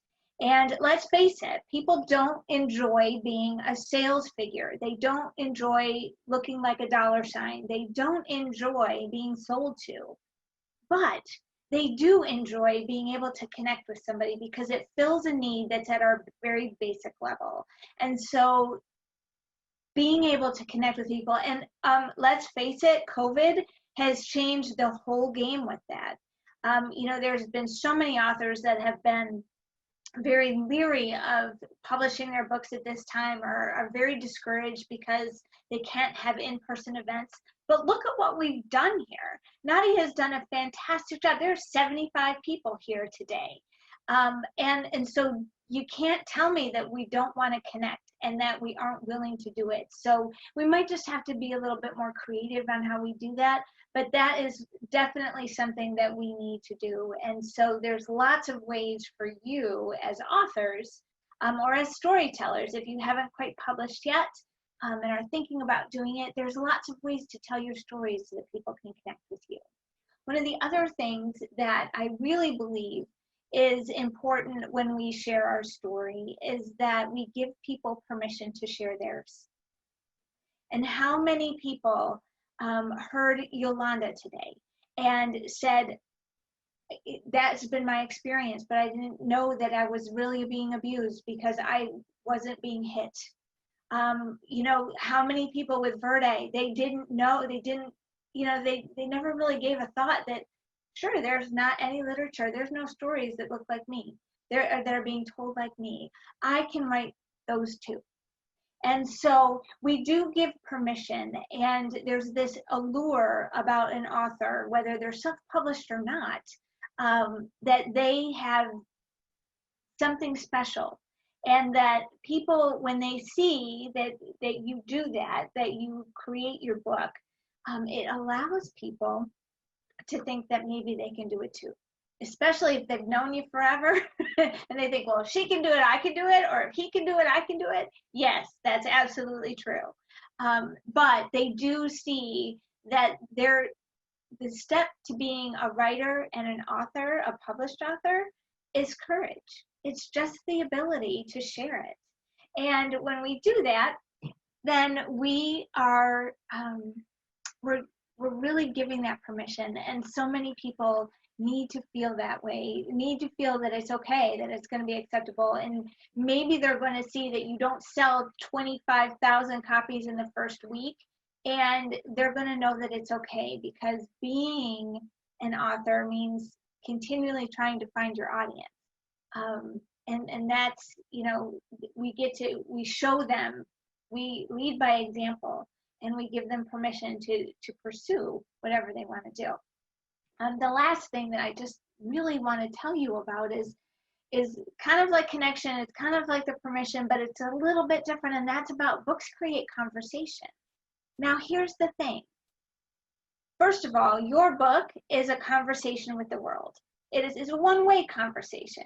Most people who read your book will never have the opportunity to talk with you. They won't have the opportunity to engage with you. Some of them will. They can, you know, and in the advent of social media and everything like that, it's a lot easier to connect with authors than it used to be. However, the conversation that begins, so if you have something that's burning in your heart that you want to share with somebody, a book is a fantastic way to do that. That's why this world needs your book. The other thing is that when people read your book, they're going to talk about it. Whether they loved it or hated it, they're going to talk about it. It is going to influence them. If they didn't like it, it's okay, because they're still going to tell people about it. And it's actually very valuable to you as an author when people talk, and I don't want to say negatively, but if they didn't agree with it, if they didn't like it, if there was something that bothered them, usually it's because there was something going on in their life. But anyway, but what happens is they're telling people about it, and curiosity is a beautiful thing, because when somebody says, well, I didn't like that, or can you believe that they said this, then guess what happens? Other people will now go get the book and want to find out what the big, you know, ruckus is about. So it's actually a beautiful thing. So don't shy away from people that may not react as positively as you would have wanted to, because it is really important. That feedback is important. And then, of course, this is an opportunity for people to have conversation with the people around them, to tell them about the book, you as an author, etc. But also whatever that concept is. So maybe now today somebody is going to find a Black lesbian that they really feel called to share this work with, because they've seen the struggle. They haven't had a resource to be able to share with somebody, and now they do, because somebody was willing to tell their story in a book. All right. Same thing, The Pain of a Man. I mean, there are so many examples just here in the 5 of you that we've gotten to meet and greet and ask questions of and get to know a little bit. Imagine what would happen if that happened in a larger scale. But I think that we all want to impact the world. We all, in some way, shape, or form. And maybe it's not, need to be a New York Times bestseller. That's a pretty lofty goal. Doesn't mean it can't be achieved, but it really happens one conversation at a time. And it is being able to move somebody so that they are willing to talk about what they've read, how it's touched them, how it's moved them, whichever way on the spectrum it moved them. That is really, really important. And so I encourage everybody to tell that we all have a story, and it doesn't have to be the story of your entire life. It can be a day that you want to talk about. It can be one event. When we write memoir, particularly, that doesn't mean an autobiography. That doesn't mean that it has to be everything. It does just mean that you get to share a glimpse of something. that happened in your life that impacted you in some way, shape, or form, and you want to share that with other people. We need to connect to those stories. Please don't be afraid to share it. Is everybody going to love it? Is everybody going to be in need of hearing it? No.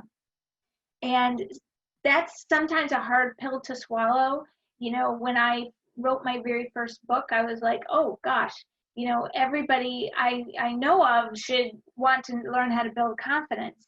And yet it had the exact opposite, the exact opposite of what I was hoping. I would walk into a room and say I was the confidence coach, and people would run the other way because they didn't want to be associated with somebody who was helping people build their confidence levels. So that was a huge eye-opener for me. And the same thing when I wrote my second book, which was Choices to Changes. And I went to my family and I said to them, I'm going to write this book. And my brother looked at me and he said, you can't do that. I go, what do you mean? I was going to write about the confident entrepreneurship because I knew how to build a business. And my brother said, no, you can't write that book. You don't make enough money. I could have listened to him. And I could have, you know, but I pivoted, if you will. And I figured out ways to tell that story without it just being from my experience, because I wanted it to touch as many people as I could. And so, you know, you aren't always going to get the best reaction, but that doesn't mean that you shouldn't write. That doesn't mean that you shouldn't share, because somebody somewhere, and that's exactly what I told my brother, well, the people who are only going to be influenced by those that are making millions of dollars aren't going to need a book on confident entrepreneurship to begin with. So they're not my ideal audience. And being very clear about that is going to help you feel like your story touches more and more people. So I know that we're running a little behind, Nadia, so I am going to wrap that up real quick. Thank you so much for allowing me to be here today to share this time with everybody. It's been absolutely amazing. And I'm looking forward to meeting everyone else. Thank you so much, Sheila. Please give a big round of applause to our keynote speaker today. Thank you. All the way from Rochester, New York. I just live vicariously through her because, again, I don't shovel snow anymore. So I made it to freedom. Amen. And I just watch everybody else. So in about a month's time, she'll be complaining about 4 inches of snow, and I'll be 99 degrees saying, I don't know that language anymore. I don't talk. Bite your tongue, Nadia, not a month. It's the trick or treat in the snow. So it's already the mid-August. So just saying. Well, I really do want to thank Sheila because she has been so generous today. She is gifting to each of the authors featured on the stage today an e-copy of her book, Choices to Changes. And she is also giving them a copy of the Daily Magnet. So each one will be sent that after this festival. So thank you for that generosity. But then on top of that, she has also donated to our gifts and prizes session, the Impact Accelerator. Now, I've taken this seminar before, and it's pretty much if you want to become a marketing guru. Now, it is geared towards authors, but you can use some of the tips in any of your business ventures. So the Impact Accelerator is a course that she puts on, and she has gifted one of those courses to our gifts and prizes segment. So one of you lucky members out there will be able to walk away with that and hear more from her. And again, if you do want to contact her, to work with her, if you have a book coming out, she can help you navigate that journey. She is at thezebrainc.com. So thank you so much. Now that wraps up session 1. We are ready to jump into session 2 with our next round of interviewees. And is Susan out there before I start introducing her? I just want to make sure because I don't see her on my screen. Do we have Susan? He's here. He's here. Perfect. All right. Well, Susan Johnson is the author of Some Dreams Are Worth Keeping, a memoir of my bipolar journey. She is passionate about making sure that people have accurate information about bipolar disorder. She is a contributing author to the BP Hope magazine. And in 2021, she will hit the TEDx Tanea Paseo stage. We are honored to have her here today. Please help me welcome Susan Johnson. Susan, are you with us?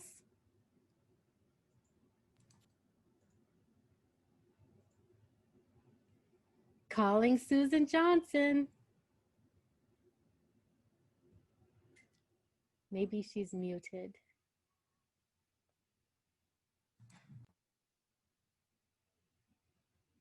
Or there she is.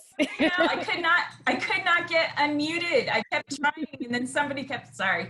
So somebody finally let me. I'm here. Thank you so much. So glad to have you. I had you here today because we've heard a lot in the news about bipolar, not all of it good. Hint, hint, I'm talking about Kanye and his antics. And I knew that you had written this journey. So you are the veteran journey among us because your book actually came out a couple years ago, but it stays timely because people really need the education. So in your words, from someone who has lived it, can you tell me how you define bipolar disorder? Bipolar disorder is a mood disorder. It's a chemical imbalance in the brain, which causes euphoric highs, known as manias, and devastating lows to the point of suicide. And this is not just like, I had a bad day today, you know, I'm depressed, I'm not feeling good. No, this is you need medication to survive. And I've read a bit of your story and I've heard you give a lot of speeches and you have managed to live very successfully with bipolar disorder. How have you done that?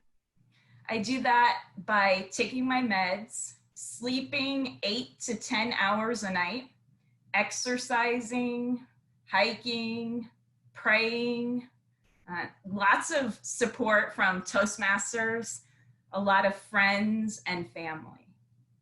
And of course, my cat and my husband. Did you say your cat and your husband? Yeah, of course. Angel Ann Johnson. You put the cat first. Yeah, well, you know, that's how it goes in our house, Nadia.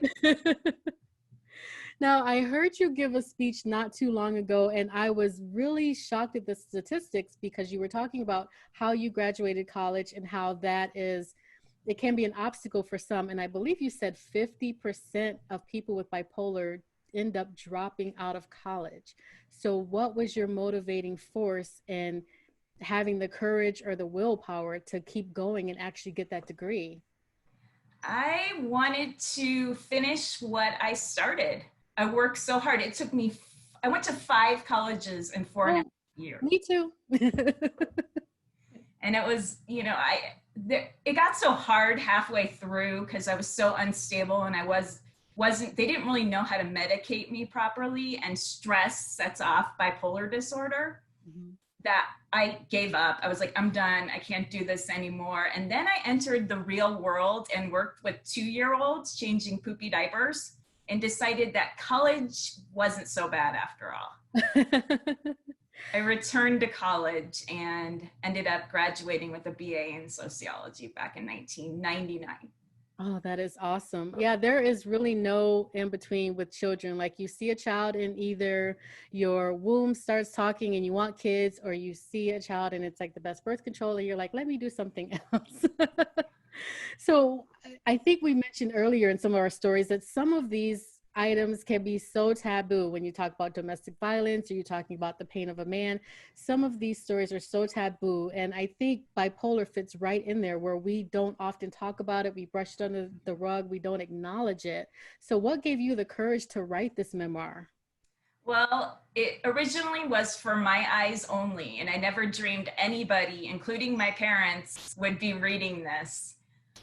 But I knew after the 6 years it took to write it, that it could help people, it could break stigma, and it could bring hope to people. So I was willing to put everything out there. And that's wonderful, because I know a lot of people get inspiration from it. It's kind of like Verde was saying, when you don't see yourself in the stories, you kind of feel like, maybe it's not important, or where is my story? Where are people that are like me? And I think it's the same thing with the bipolar disorder. People are probably not getting enough of those stories, enough of those successful stories to really feel like, is there a path out of this? Is there a path to success? So I'm so glad that more than you and your parents saw this book, because I know that it has helped so many people. Now, what was your challenge, if any, in writing the book? Did you find any obstacles in writing about the subject matter, or just publishing overall? Absolutely. I did not have a lot of discipline for writing because I work in a school, so it's exhausting working with special ed students and then coming home and writing. So it's like, ugh. I worked a lot on the book during the summer when I had off. And I also had big obstacles because I got very sick writing the book. I had a lot of like PTSD. I would have bad dreams. And my psychiatrist said, no, you have to stop. This is not good. This is making you sick. So I did stop, but I knew in my heart that I had to finish. So I gave it some time off and then started to write again. So you were able to complete this in the summer? No, it took 6 years. Oh, okay. Summers.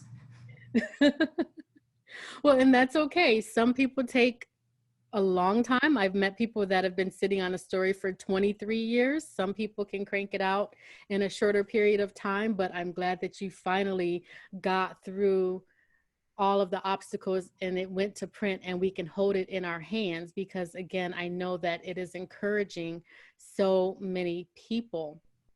Now, in the bio, it said that you write for BP Hope and you're a contributing author there. What other doors has this book opened for you? I think you mentioned it in my bio, TEDx Panea Paseo. Mm-hmm.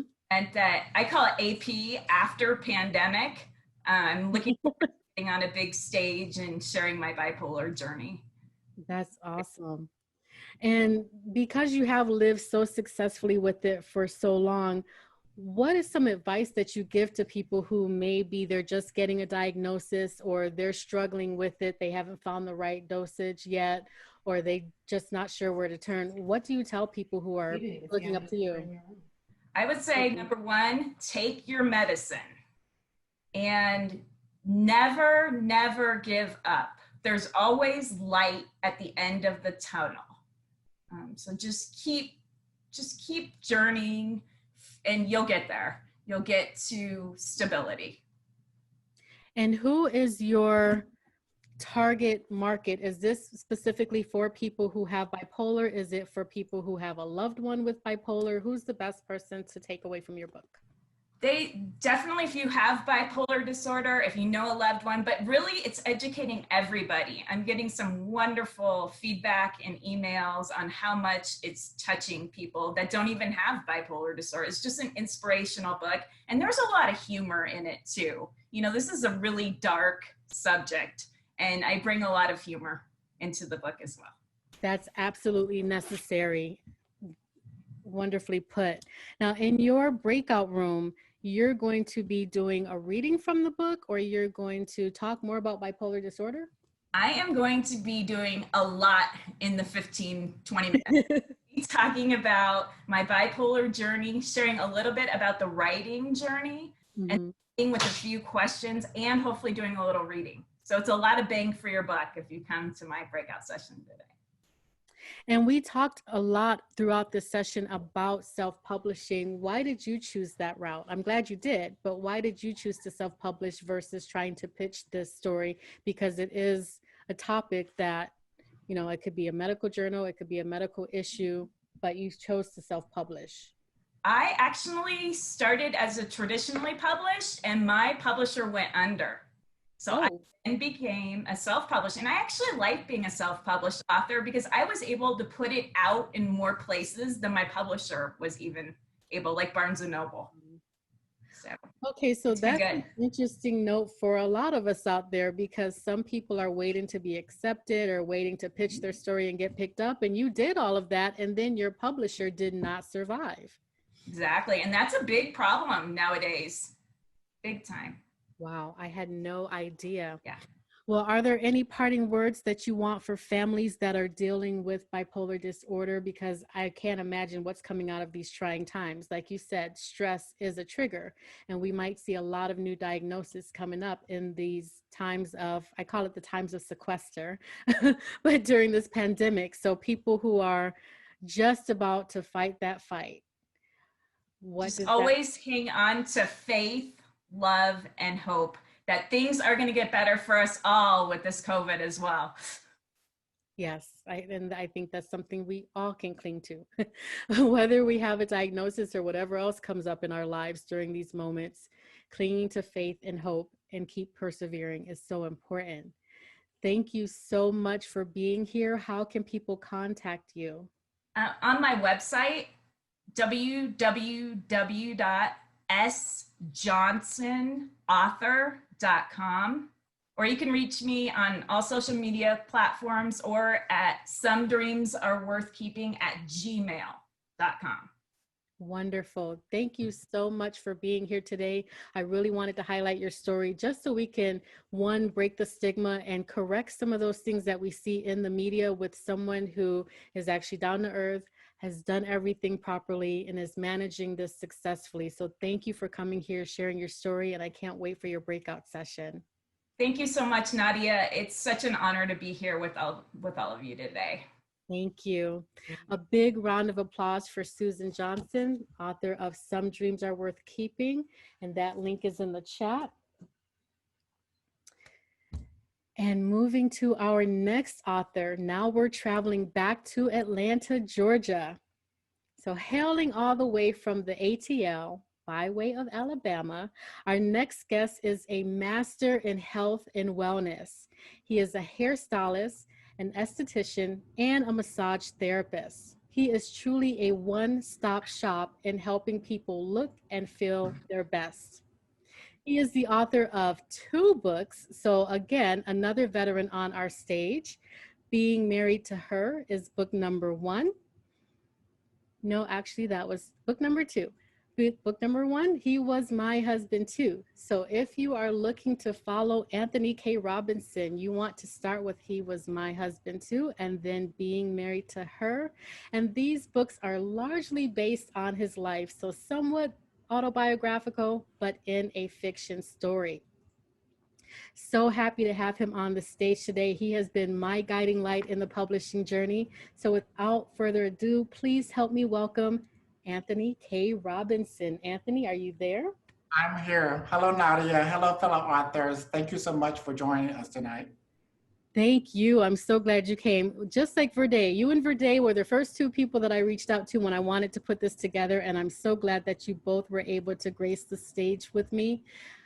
And I can't wait for people to be exposed to your story because there is a lot to unpack in your books. Now, you didn't quite write a memoir, and it's not completely a fiction story. So tell me, what gave you the courage to put your life events in book form?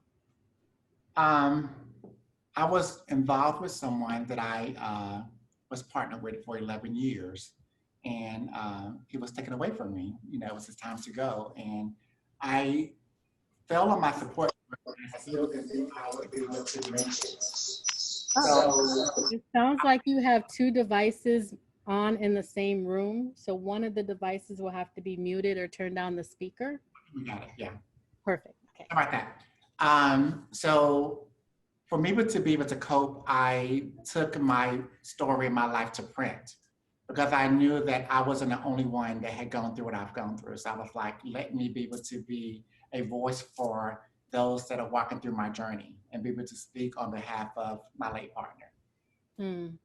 I know it was so touching to me. Even having known you, there were so many things in the book that happened that I had no idea. I can't say that everybody has walked your specific journey. All I know is I wanted to kill everybody you know until I found the person that hurt you. And then I wanted to go have an impromptu wedding in Central America. And then now I'm waiting for book 3 to figure out what more I have to do because there's so much in your story. So losing someone that was close to you unexpectedly, there was a huge fallout from that, correct? It was. And what was the interaction like, if you could tell us a little bit, with the fallout, the family? Because I think when we talk about estate planning, which is my passion, when we talk about having our end of life documents written out and put together, a lot of us have experienced what happens when we don't. And I think your situation fell into that a little bit as well. We talked about it. He and I talked about life after he relocated back from the DMV, and at that time I was living in Dallas, Texas. So we was going to move back to the house. It's right. It's mute. Okay. We were going to actually do some stuff together that we thought that we'd be able to see through fruition, but life didn't happen that way. So to kind of keep it, like I said, still on a fiction base and not reveal too much of it, there was someone that was a really close friend of mine that I thought. We brought her into our circle to be able to help her in a situation, but also help my late partner. And then greed took over, and you got to see that sometimes greed take over friendship, love, and everything else. So we lived together in this very home that I'm in for about 4 years before he relocated. And family came here, his family came here. We did family vacations together. So they all knew who I was. So it was no surprise, no secret to who I was. And during his demise, I had to reveal to them, because I made the calls to the family, that he died. And that's when it discovered that he was married to a female. Oh. And they didn't recognize, or they didn't honor the relationship that he and I had. So that birthed the title, He Was My Husband Too. Mm. And you didn't just put this in book form and help people through your journey and their own journeys just by reading your work, but you also launched some nonprofits on behalf of your late partner. Can you tell us a little bit about your nonprofits? Sure. He died in April, and he was due to graduate that December. So I knew how dedicated he was to doing the online course, plus still working. And he wanted to make that happen. I know that he wanted to get his degree in psychology. So I had to be his advocate, because he was no longer here to at least get the degree. So I made contacts with the school that he was graduating from, and there were some very wonderful people that heard my story and felt for me, and they gave me his degree posthumously. Mm-hmm. And I then in turn started a scholarship in his name to be able to help those trying to pursue the undergraduate in psychology. So I have a degree set up at Troy University, but I also have a nonprofit that I work to students here in Atlanta area. Oh, that is so beautiful. And we heard earlier that there are some stories that we don't see a lot of in mainstream. What made you self-publish this story versus looking for someone to pitch it to, or a mainstream retailer that can help you on the journey? What made you self-publish? I wanted my story to stay authentic and real, and I didn't want someone to take it and change it up. And then of course, the dollar sign would force me to do it. So I feel like if I self-published it, I could still be in control of the story being replicated as if it happened, with a little fiction to it. And also being a member of the LGBTQ community, did you run into any obstacles in sharing your story or getting your story out there, or your publishing journey? There was a little hiccup. There was someone that I actually tried to get help me write the book as a ghostwriter. And I thought he would be a great person because he was very known in the LGBT community, but he wanted me to defame my late partner's mother. Oh. And I just couldn't see me doing that, because I know I have a mother and I love every female that's in my life. So I just couldn't bring myself, regardless of how she treated me, was to defame her character, fiction or nonfiction, in my book. So I decided to get the best person to finish the story, which was me. That's wonderful. And I think you're the first one that actually mentioned a ghostwriter on this stage so far, because everybody's journey is different. We all get a book in someone's hands at the end result, but the journey is different. So having that experience with the first ghostwriter, is that something that you would attempt again or advise other people to try to do?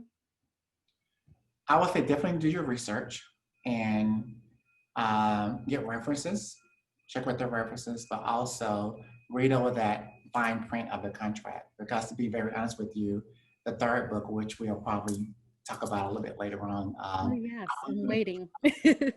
Ghostwriter for the third book. You said you are getting a ghostwriter for the third book? Okay. Okay, and it did end up with a cliffhanger at the end of book 2, so I'm glad you brought it up. When can we expect book number 3? I'm hoping by the first quarter of 2021.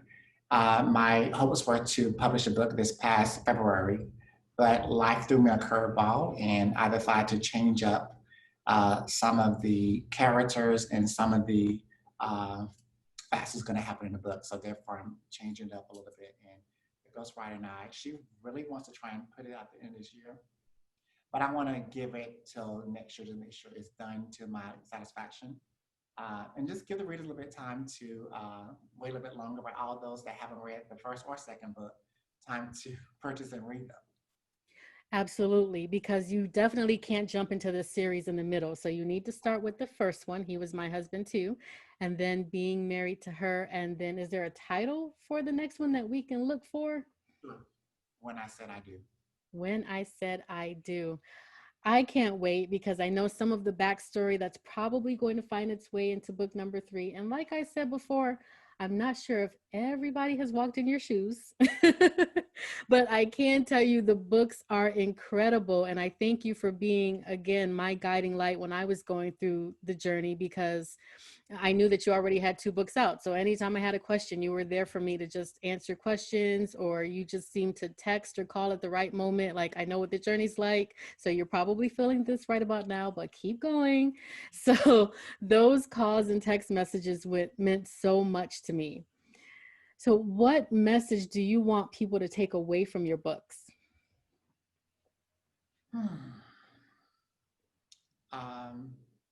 Love is love.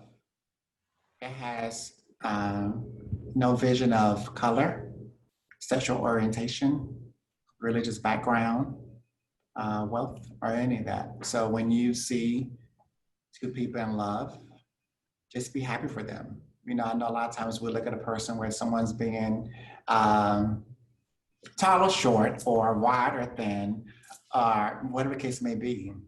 You don't know how they complement each other. You don't know what they give to each other. So just be happy for them without knowing the story. I love it.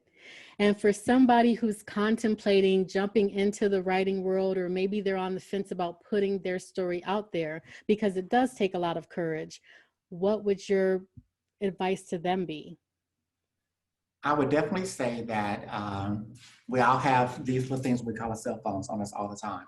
So whether it be an iPhone or Android, you have the clip notes, you have the notes in your phone. When you're sitting around doing nothing, if something comes to your mind, just put it in. And when you get to that, whether it be a ghostwriter or co-writer or whatever the case may be, use that person to help you try to put it in together when it's time to actually start the editing part. So when you're having those thoughts, or they have, I forgot some kind of fly, dragonfly, I think it was. I talked too fast and there's a list, but I was like, I'm not doing this. But dragonfly would be good too, that you can put on your phone, or actually have a device where you can record into your computer and they will type it out for you. Watch your support group. You know, those that really love you and support you, that's going to be there with you and for you. Like you said, I text you at the right time. And there's been a few people that's on your calls that I loved and I pushed them, I supported them because I had that too. You know, I had people that was pushing me and supporting me, and they're with me throughout the whole time, you know. So I would just say, don't give up. And we all go to those closed doors. You know, someone may tell you no, they're just not the door for you. So just be patient and keep going till you get to that right person at that right door. I love it. Well, we have gotten so much feedback in the chat just about your background. So I want to say that me and Tony live to be extra, and your breakout session is no different. So what are you bringing us in your breakout session? Are you acting out a scene from the book? I'm going to act out 2 scenes, which will be very, very brief, but we're going to act out 2 scenes. So I have 2 characters from my book here with me. One is my best friend, like a sister to me, and the other one is my niece, who's like a sister to me. So COVID couldn't stop them from traveling across the miles to be here with me, to love me and support me. And because, you know, I talk fast, you know how would I get excited? So we have a narrator that's a really good friend of mine that's going to be reading, so the readers can actually hear and get the dialogue and the message from the story. I love it. I might have to sneak into the breakout session because I want to see this production. But again, I am so happy to have you here. Thank you for gracing the stage. I know that as with every other author on here, that you are giving someone inspiration and encouragement right now. So thank you for having the courage to share your story. And ladies and gentlemen, please give a round of applause to Anthony K. Robinson. Thank you, guys. All right, so our next author is Gerry Mason in the room before I start introducing him. He's here. He's here, wonderful. Well, our next guest originates in La Mesa, Texas. He is well known throughout the Midwest as a basketball star. He was awarded the Converse All-American designation during his senior year of high school and ended his high school career as the #1 scorer in La Mesa High School history. He earned a full scholarship and became a Red Raider for Texas Tech University in Lubbock, Texas. Instead of going to the NBA or going overseas to play basketball, he chose to be a full-time father to his children. But that didn't stop him from being influential in the lives of many and on and off the basketball court. He has a brand new book out that I believe came out just about a month ago, if that, called Coach, the Mediator of Dreams and Destroyer of Generations. Please help me welcome brand new author, Gerry Bobo Mason. Hi, Gerry. Hey, how y'all doing? Thanks for having me. Thank you. Hear me? I can hear you. I can hear you. Oh, good. I can see you. You look fantastic. So another one coming out of Texas. Right. I've been on about 3 hours, but just when I was about to talk, my screen went dead. So I'm back. So I'm happy to be here. We're back and we're happy to have you here. Now, you are in the sports world, the only athlete that we have on the stage. Actually, I think Verde is an athlete as well, but but your story is largely about your basketball career. So can you tell me how that got started, being an athlete in high school and going to make records that are still to this day people are trying to break? It was an honor. You know, my La Mesa is a basketball traditional town. And so, you know, we grew up with it. We were born with it. My dad was a all-state player. They won state in '67. So, you know, we were just kind of predicted or kind of anointed to be the next people coming up, brothers and myself. So, you know, I just wanted to be great. I wanted to keep the tradition of La Mesa basketball going. I wanted to be different. And so in 7th grade, I broke my foot. And so that was one of the little first moments that really started me to thinking about one day I have to write a book about this, because I never got it fixed. Still broken to this day, but I never got it fixed because I didn't want to miss basketball. So I realized how much I loved it. So I worked through it, learned how to adjust to the pain, did a lot of things in the summers to learn how to, you know, get myself where I wasn't limping noticeably, and, you know, got to be a high school, got a chance from a coach to give me a chance to make varsity. And, you know, I was All-American when I was a senior, so it was just a blessing. So even through a broken foot that you did not get repaired, you still went on to be a standout athlete and earn a first full scholarship to Texas Tech. That's incredible. Well, thank you. And so when I was younger, I had a back pain, and I used to tell my mom, and my mom my mom and dad were young. They had me and my brothers and my sister young. She tell them my back was always hurting. And so it used to hurt really bad. I didn't know until I was a senior in college that I was a breech baby. So I had a cracked vertebrae as well. I didn't Wow. write about it a lot in the, because I didn't want people to think the reason I didn't attain my goal or my dream was because of my back or my foot. So I didn't write a lot about that pain. But so my left side, the cracked vertebrae, and the right side, my foot's broken. So I've been through a lot. But you know, the thing for me, the journey for kids is, you know, don't break your back, don't break your foot. But if you have to go through something to get through something, you know, you want it bad enough, you know, you can do it. Now, I found it really interesting that you considered playing for the NBA. You also had some offers to play overseas, and you didn't take either one of those offers. Can you tell us a little offers? Can you tell us about that decision? Well, the NBA, I didn't turn it down.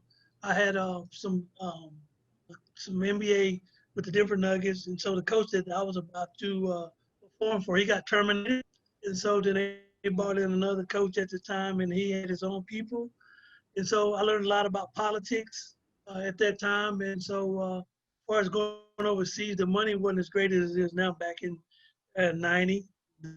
Now I do it now. The money's great. You can make a living over there. But I had a son. I had my second son, Jordan, at the time. And so my mom, you know, she kind of, you know, pushed me back toward going to getting my degree. She said if I went overseas, and I probably wouldn't get my degree. So I love my mama. You know, she passed last year, and so I went back to get my degree. And so after that, I just stayed in coaching after that.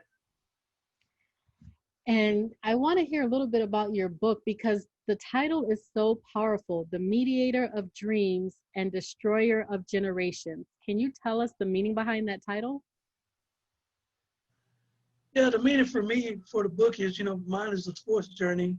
Just the coaches you from Pee Wee baseball when you're first grade to the coaches you encounter, you know, throughout that journey, they all play a major role. And if you continue to play sports, you're just they're the mediators. You know, if they teach you, they treat you right, they say good things, they're positive, then you're probably gonna continue. But if they're beating you down and they're hard on you, because kids are cruel, and so, you know, when you're around kids, you're not as great as you gonna be as you go through your journey.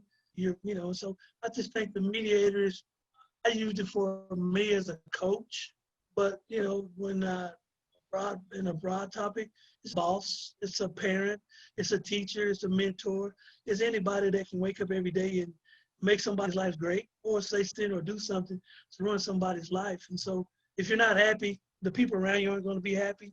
So that's ruining generations. Hmm. And so that's what's the topic for me, how I correlated it together. Wow, that is powerful. And you've now pivoted from Can being you hear a me? player. Oh, yep, I can. Can you hear me? Hello? Yes, ma'am. Oh, perfect. So you've pivoted from being the Yes, ma'am, I can player hear to you. being a coach. So tell us about your coaching life.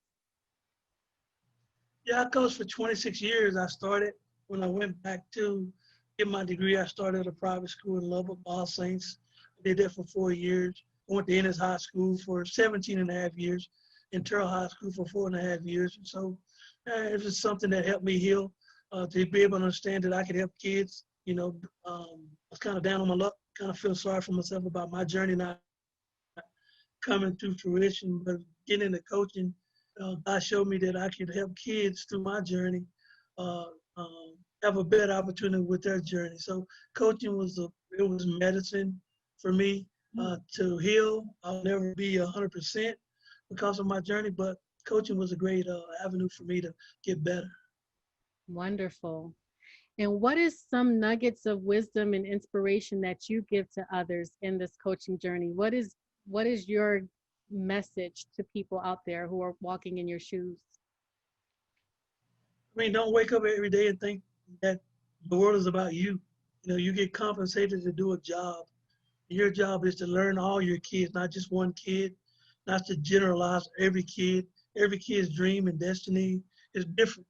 You have to be knowledgeable of your content to do the best to make every kid's dream come true. You can only do your part. You know, every teachers, parents, and God has the final say so, but you have to make sure you wake up every day and submit yourself to those kids. That's beautiful. I'm sure you're an amazing coach that has influenced many. So in your breakout session, what are we going to see this afternoon? Well, I mean, I was in Brandon's and he was going to read and people just started asking questions. So I'd read a little bit. I might read a poem or something that encapsulates the whole book. But, you know, just people want to ask questions about the journey, about the book. And so I want to tell you, I got this. So your book is supposed to be there on the 4th of this month. I don't know why it didn't show up. So I'll still, yeah, but I found it. So because I'll do another one. So yeah, so I'm sorry you didn't get it, but I did get the number. We'll find it. Okay, because I see that they're pulling up PO boxes right now. They're pulling up the postal boxes. So it was both ways because you haven't gotten my book and I haven't got your book. So somewhere between Nevada and Texas, somebody is messing up our mail system up in here. Well, I'm honored to be here and I've listened to the other authors and this is a blessing for me, you know, crossing over, and I want to do the best I can to be the best author and represent all these other authors as best I can, and you as well. Oh, wonderful. Well, you've done that. I think, again, just like everybody else on this stage, people have gotten inspiration from you, your journey, your story. We don't get a lot of men being honest and raw with their pain and their obstacles. And you've put that out there in a beautiful book. And you're just a month and a half into the publishing world. So I wish you much luck. I've seen your interviews and your book signings. And even in the midst of this pandemic, you are doing so amazing with it. So thank you for being here. I'm a hustler. Thank you, Nadia. Thank you very much. You're welcome. Please give a big round of applause to Jerry Bobo Mason, the basketball legend coming out of Texas. And can you believe we're already at our final author already? This day has gone so fast. We just need to like do it all over again for 4 more hours. So coming all the way from Hawaii this time. So when I talk about I'm not in Rochester because I don't want snow, well, she's in everybody's paradise because I think we all would like to be stuck in Hawaii where she is right now. But our next author is a motivational speaker.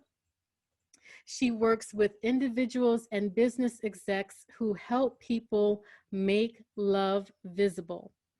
If we ever get the chance to go to Hawaii, she also performs weddings. So Tony, if you're about to get married, June is on the line. Just saying, anybody else who's thinking about going down to Hawaii when they open the borders, June can do that for you. But she has given us a gift of her book, The Benefit of the Ex. Making love visible when everything changes. And she is passionate about helping people get through a bad breakup, a bad time in your life, and realizing that you don't have to wallow in that pain and that pity, but you can rebound and be your best self. So please help me welcome all the way from Hawaii, June Dillinger. Yay! Are you there with us? There you are. Okay. Hello, hello everyone. So nice to be with you. Wonderful to be with you too. Thank you for coming today.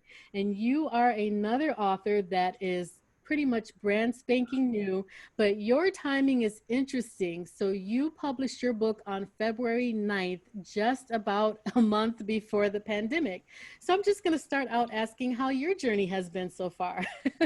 Oh my gosh, I had big plans. I had a lovely book launch in Honolulu, and I had a lot of people that showed up. I had a lot of people that purchased the book on Amazon. It made it to an Amazon bestseller in 18 hours under new releases under the heading of divorce. And I was off to the races. I was heading to San Diego to do a book signing in La Jolla. I had something set up in Dallas and in Atlanta and in Northwest Arkansas and in DC. And I got to San Diego and I was there for 4 days and turned around and came home, and I've been here ever since.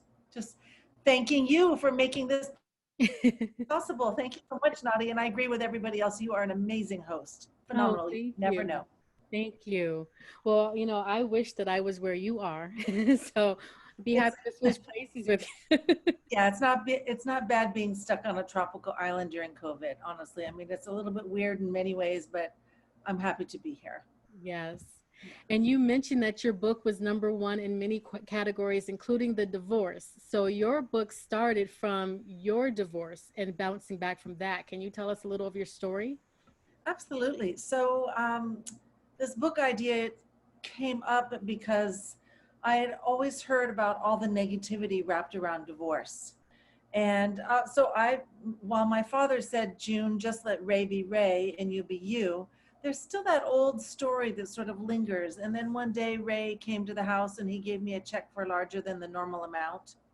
And I sort of in a snarky way said, oh, there are so many benefits to my ex, as he handed me this nice check. And simultaneously, I was taking a self-development class with Dr. John DeMartini, who suggested that we all write a benefit book.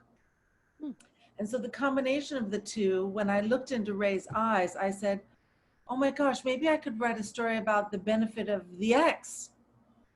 And he said, what? And I said, yeah, like maybe the good news, if we can actually find a way to get there. And he said, June, I support you. Whatever it takes to get you there, you could take this idea all the way to Oprah. And so we've been off to the races ever since. And actually, his wife of 10 years came and played music at my book launch party. So Wow. It takes some work, but it's, it's all about love. Well, I guess I've seen the other side of the scenario because I'm a divorce attorney. So I don't know many of my clients that are working too closely with their ex, much less their wife, playing music at their events. So how are you guys on such amazing terms?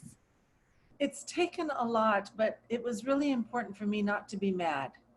And what this book is about taking a look at the choices that I made, taking responsibility for me, not saying he, or anybody that has a partner, blaming their boss, blaming their neighbor, but actually taking a look at their responsibility for themselves and the choices that they made. And so it's taken a heap load of work. And you know what, it's okay, because I realized that I made choices that at that time in my life were what I thought were right. And later on, when I discovered they weren't, because life changes, they just weren't. And so it was time to move on. So it sounds like in large part, this is the accountability book on top of a lot of other nuggets of wisdom. For one's own personal decisions, for what we are choosing to do, instead of crying victim. Because most of us that got married were pretty excited on the day we walked down the aisle. Like there was some good stuff going on, and it may have gone on for a little bit or a long time, but either way, we made choices. So in this book, you have the opportunity to, actually there are stories of 6 other people and the benefit of their ex as well as my own. And really, how does one take responsibility for their life? And if you've screwed it up so royally, what do you do to make love visible for yourself first, so that you can heal and get over the crap and the BS that you've created and that brought that energy to you by the law of attraction? What we think about, we bring about. And so really finding ways to work through that. So the book actually has, well, you could call them exercises, but I don't call them exercises. I call them invitations, because most people don't want another self-help book or an invitation. Or an exercise rather, but an invitation to change sounds something like, oh, maybe I could actually give that a try. And so it's not so backbreaking to fix the broken parts of me and really look carefully at who I am. Not easy, but definitely doable. Not at all easy. Sometimes painful. Sometimes we don't want to face those parts of ourselves, but I love that you mentioned that. I did call them exercises, and I love how you've broken down your book. So those of you who get her book, when you see a little pencil in the passage, that's your time to stop, get your journal out, and answer the questions that she guides you through, or really think, reflect, and note down the part of the story that she's at and she's guiding you through. So I love that this really is not quite a journal, but it does make you think about where you are in life and how you might have been able to change and make something better or have a better end result. And I love that not only are you not bitter, but you still believe in love so much so that you perform weddings when Hawaii allows. So tell us a little bit about that venture. You know, in the process of growing after my divorce, my mother said, the only way to fix your life is to go be of service. Hmm. So I was actually facilitating Toastmasters in the women's correctional facility here. And then one of my friends said, actually, why don't you come to Unity? I ended up in a spiritual movement. And then when my mother said, your life is, you need to go be of service, I found myself in prison ministry. And so I was in the correctional facility for the men for 3 years and the maximum men's penitentiary for 5. And through that process, I met a woman that said, hey, why don't you join my wedding business? And I said, doing what? And she's like, marrying people, June, of course. And so I joined her business, and 6 months later, I asked permission to open my own, and it's been almost 11 years, and myself and my team have performed over 800 destination weddings here. Amazing. Yeah. Maybe one day it will be mine. Come on, girl. There's a whole bunch of people out there. I do. I'm waiting for one to find me, but yeah. Well, we just got to put it out there, right? And it's not easy. I'm in the experience of a relationship myself now, and it's the first one of substance I've had for a long time. So I'm busy looking at when I worked on putting this book on Audible, which should be out before the end of the summer. Oh, wonderful. Recording it in my own voice, which reminds me, may I give a quick tip? Sure. So if any of you are considering recording your book for Audible, make sure you have a professional isolation booth, number 1. And number 2, have a friend with you that can go through your book with you to make sure that you have, you know, to stop you for your mistakes. So you don't have to pay $10 million to a sound engineer to cut things out. I'm just telling you, that was my small tip for the day. Well, thank you. And we like hearing people's journeys and getting that feedback so that when we all go into our next venture, we have these tips and tools so that we can be more successful and get our stories out faster. So I appreciate that, because no one else on the stage has mentioned an audiobook. I know people have approached me with that idea, and I'm like, I don't think I want to hear myself for 5 hours, so I'm not really sure. But it is a great way to connect with a deeper audience that doesn't sit down and read, but may listen to your story. And that is coming out. Is there a target date for that? Well, I've got a gal listening to the audio to edit the audio that's a friend. And so I'm expecting the end of September. Oh, wonderful. Well, you'll definitely have to keep us posted.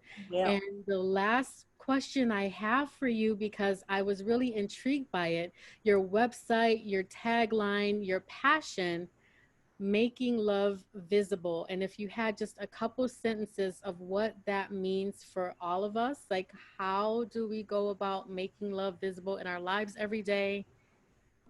What's your takeaway for us? Absolutely. So making love visible is your come from. It's like, who are you being when you show up? Are you being, are you happy? Are you feeling joyous? Are you being selfish? Are you watching who you're being? Because who you are being is the offering to the entire world. And so, for instance, if somebody cuts you off in traffic, are you all of a sudden using all kinds of interesting language about that? And putting that energy out into the world? Are you being about love? Or you say, you know what, come on in? Are you beckoning them in?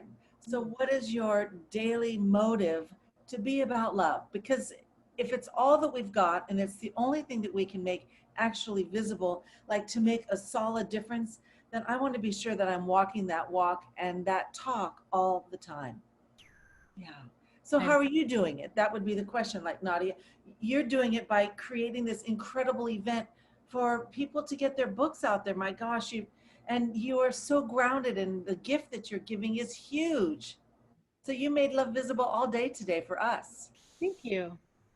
Thank you. And it's been a pleasure. It's been a joy to hear all the stories. So this is as much a gift for me as it is for everyone else who graced the stage, because I think everybody in the audience has received some value from hearing these stories today. And that's what it's all about. That's why we put ourselves out there. So in your breakout room, I was hoping you would be performing a wedding, but I don't think that's happening. So what's happening in your breakout room? Oh man, that'd be so great. I wish anybody online want to get married. I can set up a quick set of vows. We can do it like right now.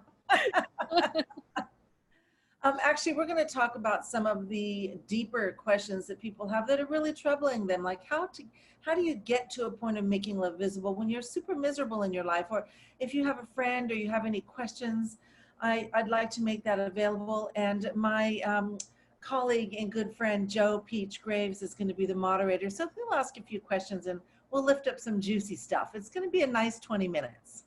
Wonderful.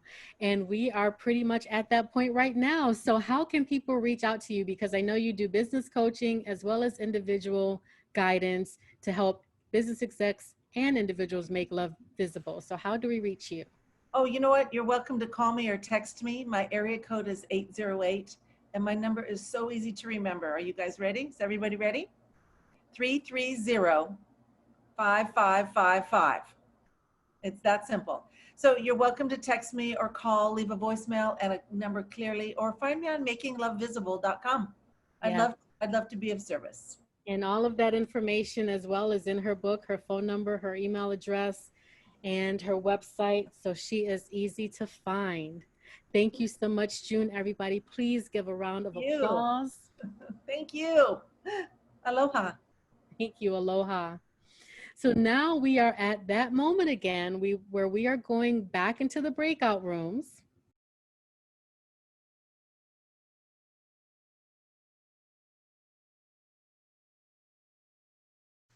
Well, guys, welcome back. I hope that you enjoyed the breakout session. If you could just put a couple words of your experience in the breakout. Did you like it? Did you take something away from it? Share with the others so we can see how your experience was. I didn't get to go to very many breakout sessions, so I can live vicariously through you. So if you could put your experience in the breakout session, did you like that? What was the takeaway message that you took away from your author? There is hope for people with bipolar disorder. Absolutely, there is hope. Yes. Love the positiveness in a negative situation. There's hope in your struggles. That sounds like that was June, I believe. All right, I see a few more people popping back in. We're up to 34. Just give it some time. It's very nice to know how the author felt. Feedback from the readers. Really great job. Wonderful. Angela enjoyed it. Perfect. All right, guys, as you start to come back to the room, we're just putting some nuggets in the chat. What did you take away from your breakout? Did you enjoy your breakout session? Gerry was great. Wonderful. Author 3 is a rock star. Author 3, I believe, was Gerry. All right. I don't know what he was doing in there, but everybody seemed to love him. Oh, we like athletes, right? They're our heroes, right? Yolanda Carter said it was awesome, super fun, great questions. That's from June. So everybody in her session, she loved your questions. Gerry is very humble. It was fantastic listening to June. June was amazing. This is such an awesome event. Well done, Nadia. Oh, thank you. Looking forward to next year. Anthony's willingness to share his vulnerability. Yes, that's always powerful. Great session, Anthony. Okay, Anthony's people must be coming back into the room now. I saw a little snippet of the play, but I caught the tail end. I was like, man, I'm going to have to catch the recording later. He actually acted out 2 scenes from the book. Like, that's incredible. Sonia, hi, Sonia. How are you? Great session. Learned about bipolar. Learn you can still achieve and accomplish your dreams and goals. You can have great quality of life while overcoming. Gerry was a collegiate star in my hometown when I was in elementary and middle school. All right. So, oh, Kevin and Gerry, both from the great nation of Texas. So, of course, Gerry's well known. So there you go. Oh, thank you, Janet. Good to learn Anthony is doing a standalone later. Okay, perfect. Thank you, June and Joe, for the invitation, spreading a little aloha around the world. Absolutely.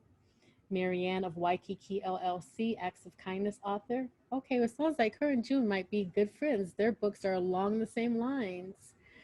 Can't wait for Anthony's standalone book. We had an Oscar performance from a Pulitzer writer. Can't complain. Wonderful. All right, we've got 49 people. So is everyone back, Tammy? Did we lose some people? Yeah, the breakout room closed about 40 seconds ago completely. Okay. Okay. Brandon, Kevin, and Wesley were amazing. Wonderful. Perfect. All right. So now we are at the point where we all can get just a bit more inspiration. Perfect. I see Angela. I see our transformation coach here. So we are going to move right into the inspiring part of this event. Angela Williams is a certified transformation coach with a certification in cognitive behavioral techniques, also known as CBT therapy. She's also an Amazon best-selling author with her third book releasing this month entitled Hush, Silencing the Voices in Your Mind, a Spiritual Mental Health Journey. Angela has an MS degree in psychology, and she's the founder of the Faith Academy, an online platform for Christian women. She's the creator of Master Your Mountains 6-week transformation course that will also be launching soon. Angela is a motivational powerhouse, a contributing writer for SAS Magazine, and the voice for the Boss Up movement, which stands for Break Out of Self-Sabotage. She generously donated her Boss Up collection, which will be given out to a fortunate winner in the games and prizes portion of this session this afternoon. Here to walk us through a guided transformational exercise, please help me welcome Angela Williams. Hey guys, can you see me? Can you hear me well? We can. Awesome. Yeah, because it's like I don't know where to look. But anyway, I am so honored to be amongst an august group of people. The stories were amazing.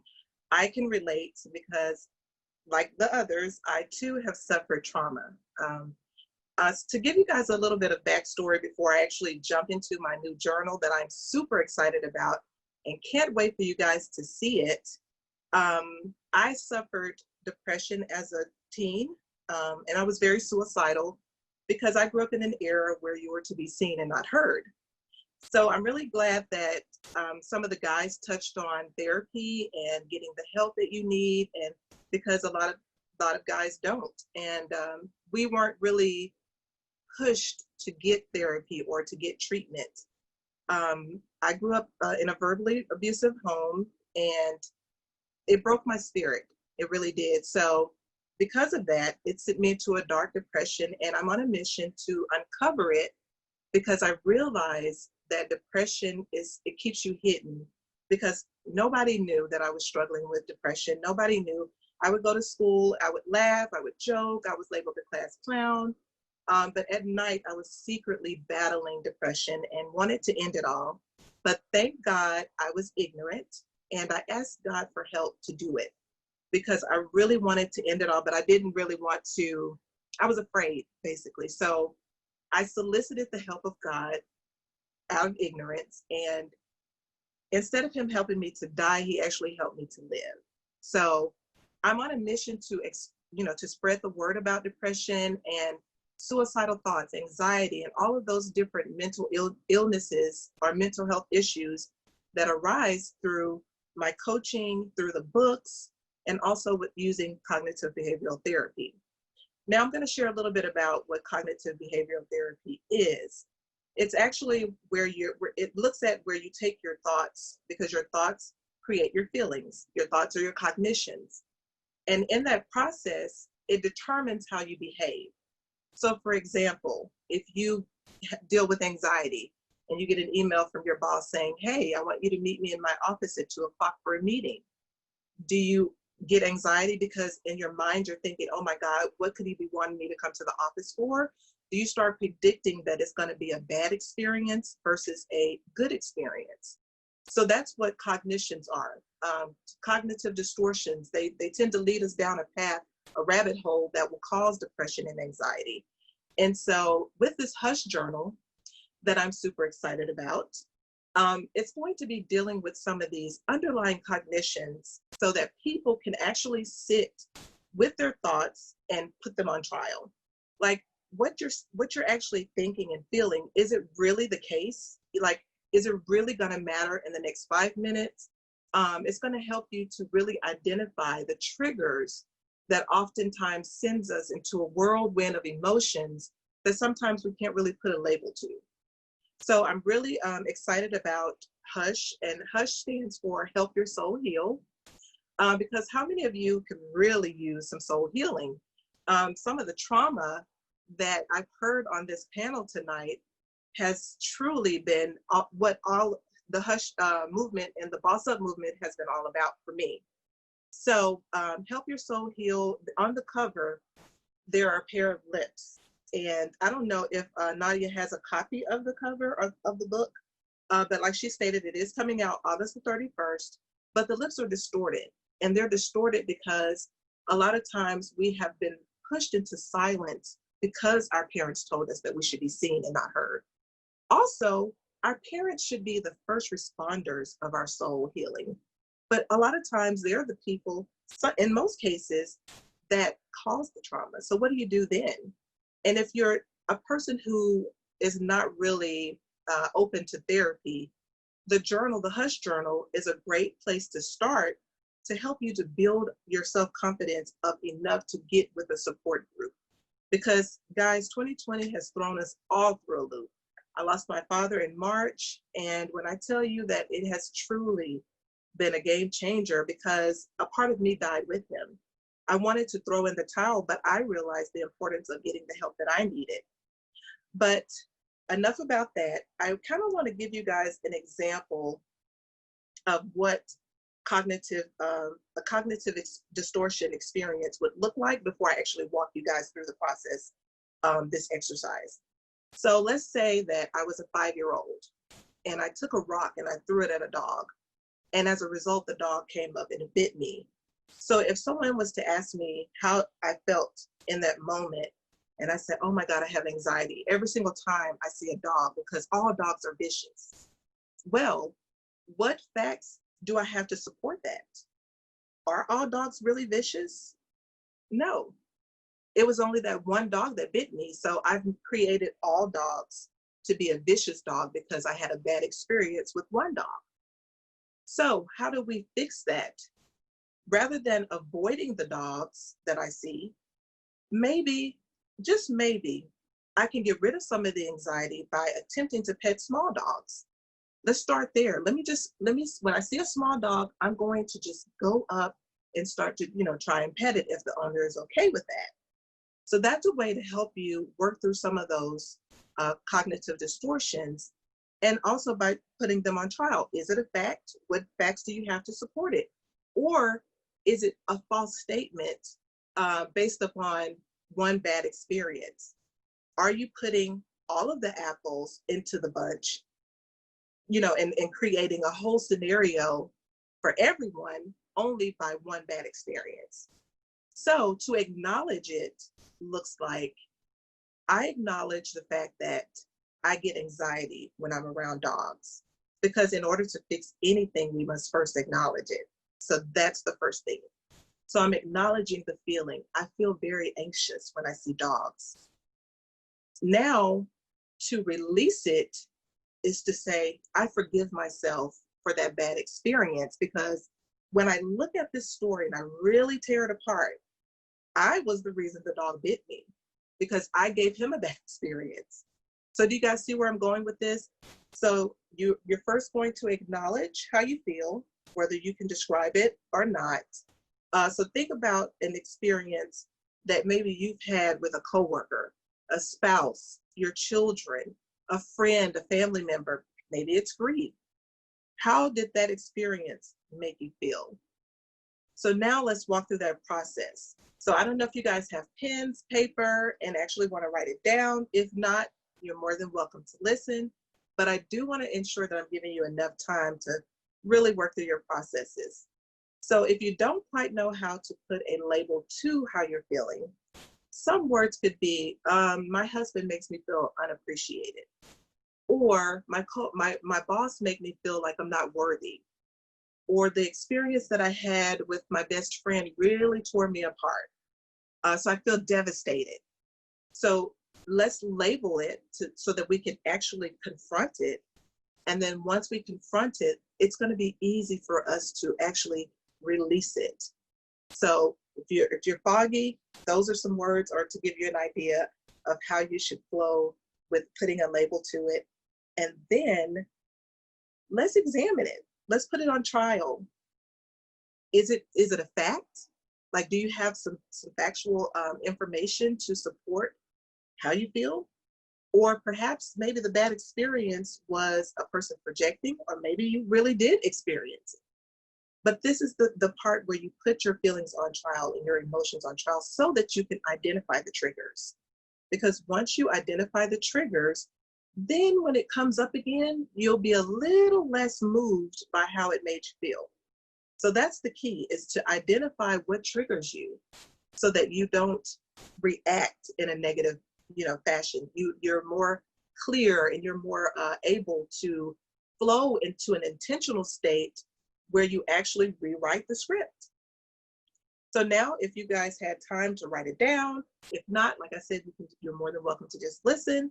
So now let's acknowledge, man, I acknowledge that I was really tripping over this incident, or I acknowledge that this really did happen and it really did make me feel this way, because it is okay to say what really happened. I mean, you have to be honest with the process. And then let's release it.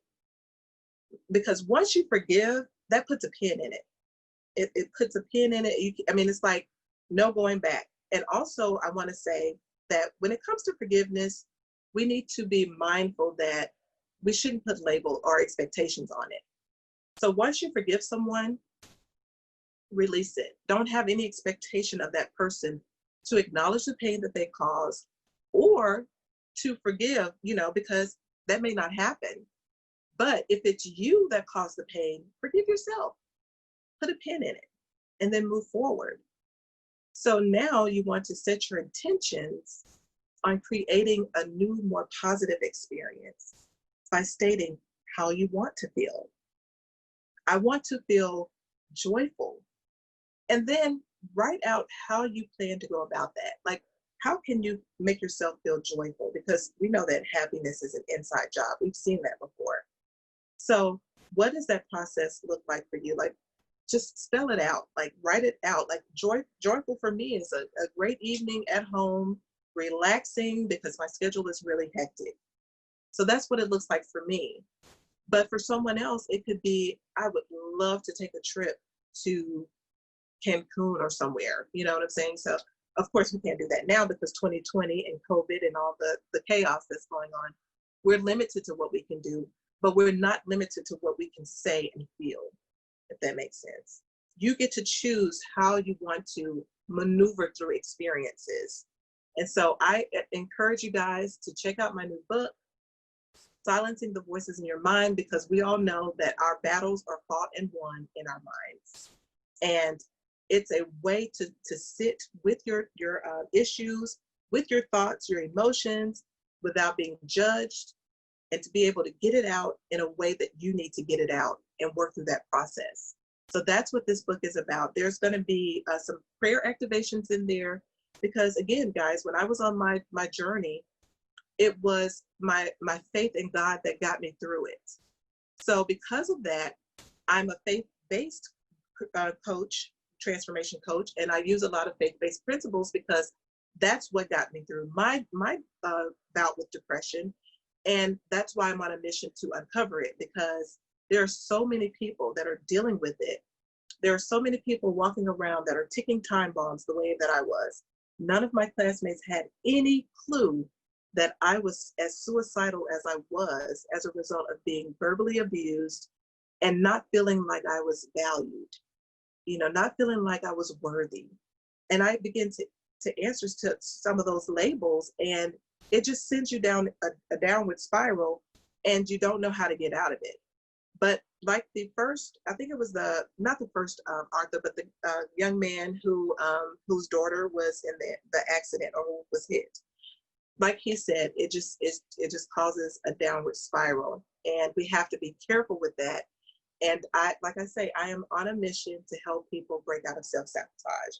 And I just thank you so much, Nadia, for giving me this opportunity to share with you guys. And I hope that you are able to take something away from it.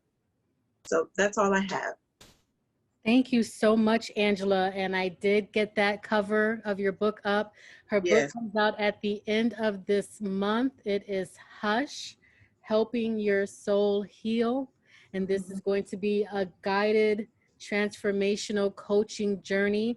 And my hope is that you will go through this book, you will work on the issues that have come up within you. And then if you do need additional help, you are inspired and encouraged to seek help, whether it's by calling Angela, whether it's by calling someone in your state. We just want to heal. And so I'm hoping that that is what I'm bringing to you today. So thank you so much. I know you were braving a migraine, but you did fantastic. So I appreciate you for being here. Thank you so much. You're welcome. All the way from Texas. A lot of Texas in the house, actually. Yes. A lot of Texas here, which is where I used to live. And I still have a heart for Texas, but I do love Vegas a whole lot. Okay, so now we are at that portion where we are getting to the games and prizes. We've heard from 9 amazing authors. We had a wonderful keynote presenter. We had an amazing transformation coaching session.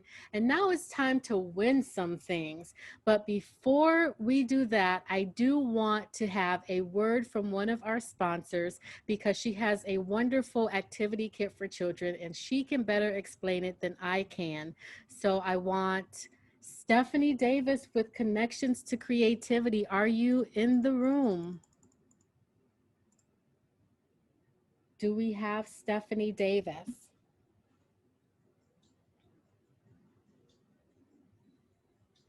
I don't hear her. I don't know. I can't see everyone. Don't see her. I don't see her. Don't see her. All right, then. Well, I can try to explain her gift along with all of the other gifts. But she's someone I just met from New York, and she is very creative. She has a passion for helping kids to read, and she has these wonderful activity kits. She puts together a subscription box for your children that you could subscribe to, and you will receive an activity kit every month. And in that box, it's filled with a book, normally a teddy bear that goes in line with the character from the book. So it's somewhat like a Build-A-Bear at your home. And then she has additional activities that feed into that month's book's story. The activity kit is $45 per month, and it's something that for younger children, the parent can do with your child.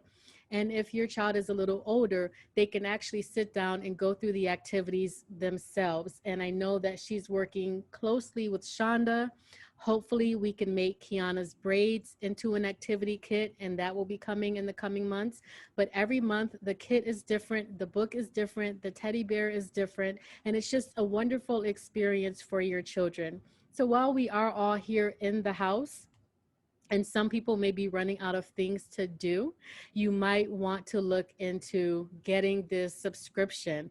And you can visit Connection to Creativity to find out more about Stephanie Davis and her organization. So I don't see her in the room today, so hopefully, I know she was here earlier, but hopefully I did her activity kit justice. And just so that someone can get a taste of what that's like, she has donated an activity kit to the gifts and prizes so that we can give that out as a gift as well. So if you have children, whenever that game comes up, you might want to make extra sure that you're participating so you can win that. So that is gift number 1, an activity kit from Connection to Creativity. Gift number 2 that we have up for grabs. As Angela Williams mentioned, she has the Boss Up collection. So she has graciously donated the Boss Up Prayer Activation book that you can take around with you. Pop this in your purse. It's nice, it's lightweight, but it's impactful. And then when you're home about to go to bed, or you wake up with your morning tea and you're meditating and you're getting your thoughts together, this is the Boss Up Mindset Journal for you to put yourself in the right frame of mind and write down all those positive thoughts. So this is gift number 2, the Boss Up collection. Gift number 3 is from our keynote speaker. She is donating an Impact Accelerator course. I know when I took it, it was over the course of 4 weeks, and it was a wonderful course that really, I call it a marketing boot camp. It is geared to authors because she is a publishing company, but even the tools and tricks and tips that she gives, they can be used in almost any industry. So even if you're not an author quite yet, it's still good information to get, and you can translate that into whatever industry you are in. The authors that are on the stage tonight have graciously donated their books. So we have book bundles from session 1 and session 2 authors. So this is 2 separate gifts. So somebody will get 4 books, 5 books from session 1, and somebody will get 4 books from session 2. We will get Jerry Mason's book to you. I'll likely just order it directly from Amazon so it can come to you. And so somebody will get a great collection of books. And then we have 2 Amazon gift cards. I live for Amazon. So basically, I'm trying to keep you guys in the house. Buy stuff off Amazon, journal, read, don't go outside and get sick. So we have 6 fabulous gifts for you today. And we have an amazing games master that is going to walk you through how to win these amazing prizes. Our games master for the evening is a creative genius, in large part because he's an educator, and working with children absolutely keeps you young at heart. He is a proud Notre Dame alum holding not 1, not 2, but 3 degrees from that prestigious institution. And he is now the principal of Bishop Gorman, our elite Catholic high school here in Las Vegas. He is the only person standing between you and fantastic gifts. So be nice to him and give him a huge round of applause, Kevin Kiefer. Well, thank you, Nadia, for that terrific introduction. Thanks, everybody, for being here. It's been nice to connect with so many people today. This has been just truly an inspiring event for me. Seeing folks from Texas. I was in Georgia for 7 years in Roswell, Blessed Trinity, so hearing from the ATL was wonderful as well. It feels like coming home to hear so many stories today from everyone, so just really appreciated that. We have 2 games for you today, both using the software called Kahoot. Some of you have played Kahoot. It's a trivia type game, and game 1 will be general trivia, and since this is an author event, game 2 will be a little more on literature. If you would like to learn how to play Kahoot, it's very simple. I'm going to put up the screen here in a minute. But your answering device, you could use your computer, although that's a little challenging, but if you have one of these lovely devices in front of you, your cell phone, whether it's an iPhone or an Android, if you open up a web browser and go to kahoot.it, which I will put in the chat box, kahoot.it, that is the website that you will use, and then we'll give you a room code that you can join. And the way it works is the question will flash up on the screen. I'll read it just to try and make sure we're there so you can see it. And then there's 20 seconds to answer the question, and you use a color and shape code to answer. And you're answering not only based on accuracy, but speed. And Kahoot updates the top 3 players at least every time we answer a question so you can see who's competing. And the best we have here for all of you who are competitive is since Nadia has 6 prizes, the top 3 winners of each game will be eligible for a prize, and I'll let Nadia determine how we're going to dole those out at the end. Now, before we begin the game, I will need one of our Zoom hosts to enable screen sharing for me so that I can put up the Kahoot game for everyone. So stand by for just a second till we get one of our hosts to get some screen sharing available. You can screen share. Yay! All right, let me press play here for this first one. And we're going to do that. And we're going to do this. And let's share the screen. And here it should be. Uh-oh, hang on. Forgot to share audio. Hang on one second. We heard the audio.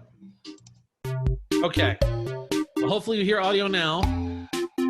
So you're now going to want to join with that Kahoot.it and use the pin 126938.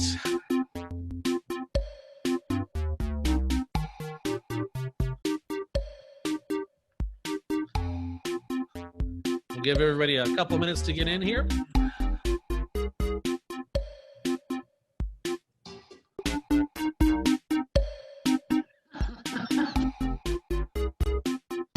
Love the confidence of the winner. Very good, very good. 13 players in, once again, on your phone. If you go to Kahoot.it and then use that code. Very good. I'll give it just another 30 to 60 seconds for anybody else who wants to join in the game. We've got 13 players. Everyone can play. There we go. To 15, 16. You will notice there is an app. You can download that later unless you have it, but the web is going to be fun. Tammy, you're welcome. This is fun. We actually stole this out of education. I've been using this for review games for a number of years for the kids. Faculty like it too. All right, we're going to do a countdown here. Just 20 more seconds. 20 more seconds to get into the game. If you don't get into the first one, we'll get you in for the second one. But we want to get started. All right, final countdown. 5, 4, 3, 2, and 1. We're going to press the start button here for the first game. This is our virtual festival books game number 1. What is the highest grossing film of all time without taking inflation into account? Choose the corresponding color and shape on your device. 20 seconds maximum. If everybody answers, it will go ahead and stop before the end. There's a couple more answers in. Looking for that last answer. There we go. The correct answer was Avengers Endgame. With inflation, Titanic definitely gets up there. And look how it works here. We've got the winner, JP, with confidence in first place. Here we go. Question number 2. Which film did Steven Spielberg win his first Oscar for Best Director?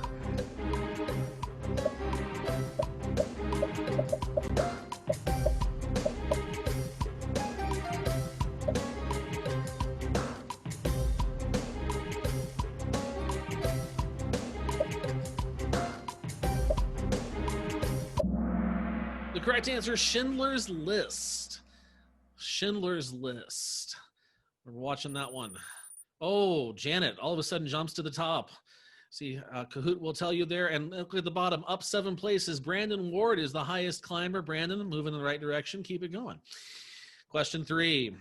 What was the first feature-length animated film ever released? Feature-length.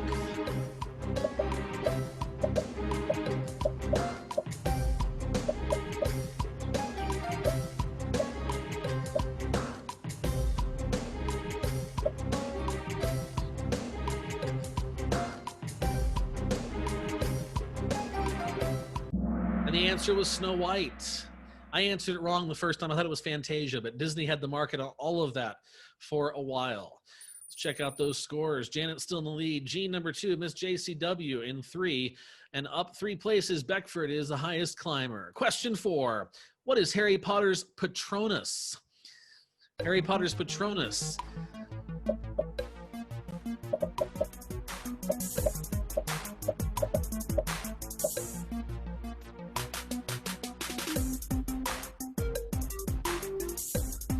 Looking for one more response, maybe. There we go. A stag is the correct answer. A stag. Let's see those scores. Janet's still in the lead. Wes climbing up. Here we go. And 4 players just had 3 in a row. Question 5. What does Valar Morghulis mean in High Valyrian? This is from Game of Thrones. What does Valar Morghulis mean in High Valyrian?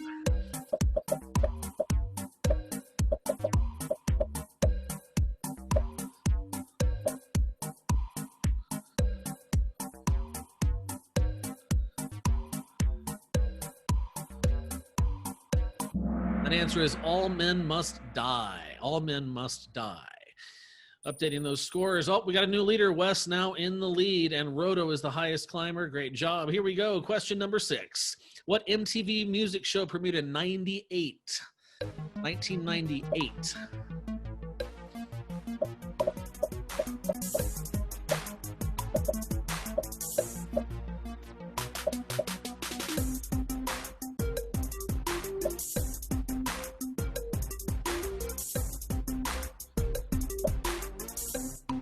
The answer is Total Request Live, appeared in 1998. Let's update those scores. Oh, we got new folks climbing. Great job there.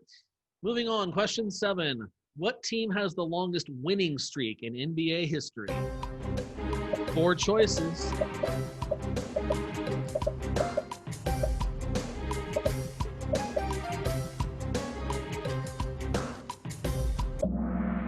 Lakers is correct. Bulls was what I guessed. I was wrong. It's always LA. Love the Lakers. Pressing on. Get those scores moving. Oh, Malik. Malik has the highest answer streak of 3, is on fire and climbing. Very good. All right, up next, question 8. What country contributes the most players to Major League Baseball beside the U.S.?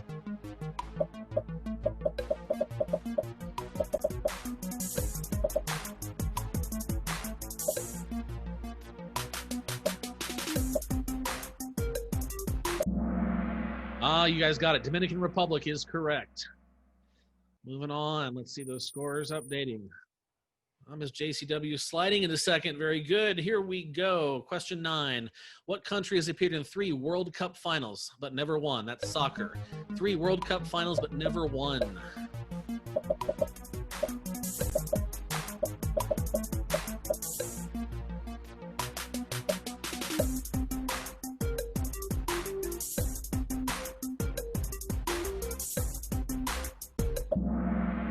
Correct answer is the Netherlands, the Dutch. The poor Dutch can always get there, but never quite win it.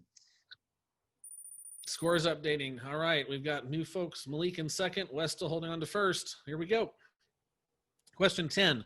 What day of the year is considered National Pie Day? That's P-I, not P-I-E. Your clue is think about what number is pi.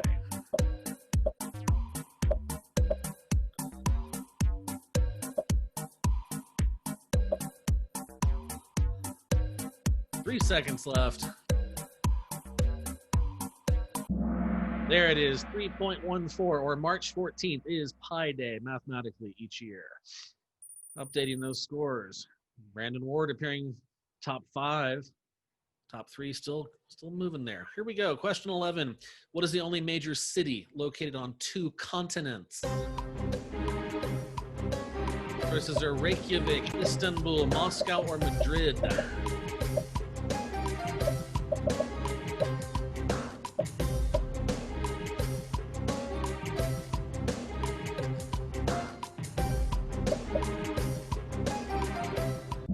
Answer is Istanbul, which is in both Europe and Asia. If you've been following the news, the Hagia Sophia story has been featured recently about Istanbul.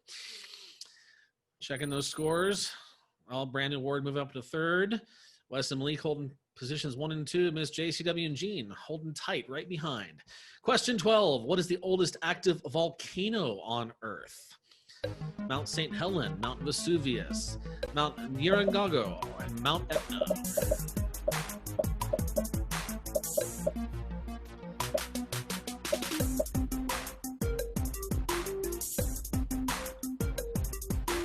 Couple answers outstanding, and Mount Etna is correct. Mount Etna in Italy. Here we go. Checking those scores. Wes is back with an answer streak of 3. He's almost 1,000 points ahead.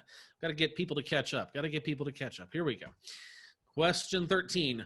Which one of the 7 wonders is still standing? Which one of the 7 wonders of the ancient world is still standing? Think carefully. You all know this one, I think.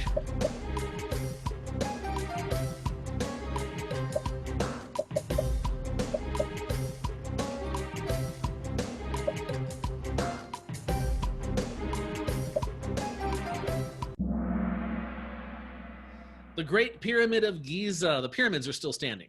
Hanging Gardens of Babylon are still lost. The Colossus of Rhodes and Temple of Artemis we haven't seen in a long time.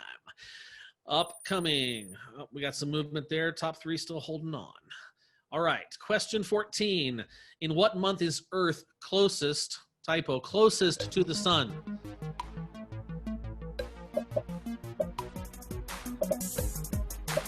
This has nothing to do with solstices or equinoxes.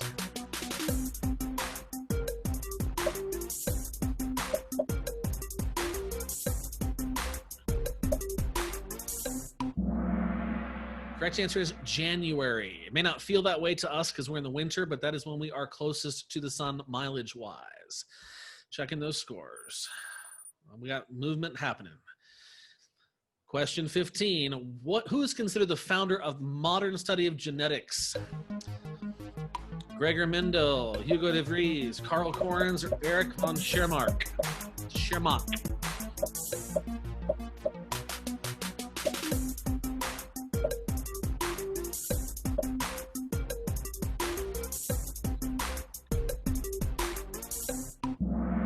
Very good, Gregor Mendel. Most of you got that. Gregor Mendel was actually a monk, and if you did Punnett squares in high school biology, that's where that came from.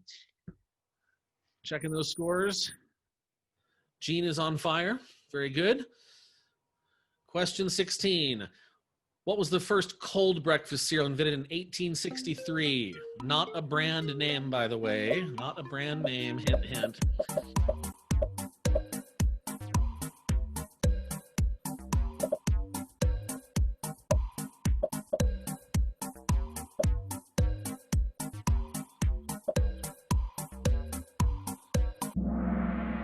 Granola was actually the first one invented. Cornflakes came later. Very good for those who answered granola.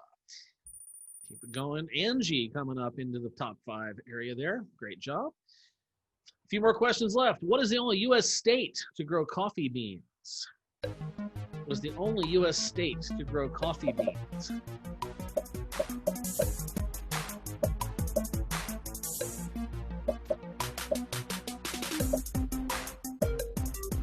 Seattle is not a state, Nadia, but thank you.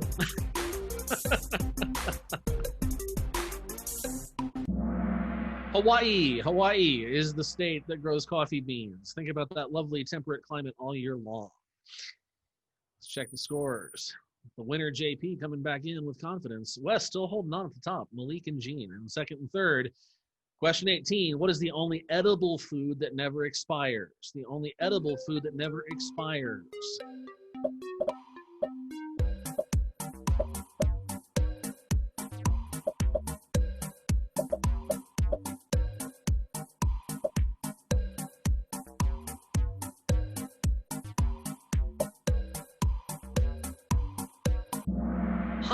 Honey is the correct answer. They have found honey in ancient Egyptian tombs that was still edible. It just never seems to go out of style. Couple more questions here for game 1. Oh, new leader, Malik in first place, Wes second, Gene third. Winner, JP and AS as still holding in for contention. Couple more questions. Question 19, what is a group of turkeys called? Your choice is a clutch, a brood, a peep, or a rafter. A group of turkeys. My answer is sophomores in high school, but that's not one of your answers. A group of turkeys.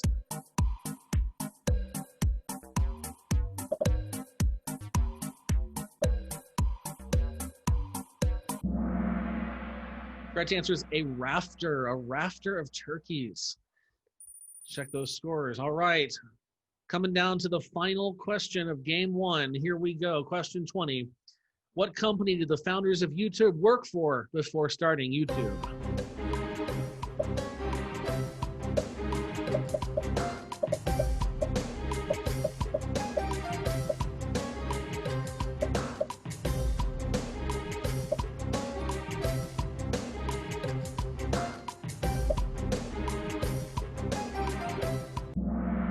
Correct answer is PayPal. PayPal. All right, let's see how these final standings shook out. In third place, Wes. Second place, Gene. And in first place, Malik. Runners up in 4th place, Angie, and in 5th place, the winner. Congratulations to our first 3 winners. So we're gonna go ahead and pause that for a second. I'm gonna stop the sharing for a second, see if our host Nadia comes back on. Nadia, do you wanna do prizes after the first game, or do you wanna wait for the second game and then we can kind of let our winners, our first place winners maybe pick together then second place, or how did you wanna do that? No, so what we're going to do is the book bundles are going to be the first place prizes. Okay. The Impact Accelerator is prize number 2 for this first game. The Okay. Box Up Collection is prize number 2 for the second game. And then the $25 Amazon gift cards are third place prizes. And then Angie came in 4th, so she's going to get that activity kit because I actually have 7 prizes. Okay. And for those of you out here that I think there's 2 Jeans, so I want to make sure we get the right one. But please email me your address at connectwithme@nadiagilks.com. Ruben, if you can throw that in the chat for me, that would be awesome. Connectwithme@nadiagilks.com. If you are a winner, please send me your address because all of these are actual prizes. I don't have any e-gift cards or anything. Thank you, guys. Congratulations to all the winners. We're ready for game 2. I'm going to share the screen. This one is going to be on literature. So let me get the screen shared here with our new code. Should be coming up for you now. The new code is 217971. 217971. Game 2, another 20 questions for more fabulous prizes from today's virtual festival of books.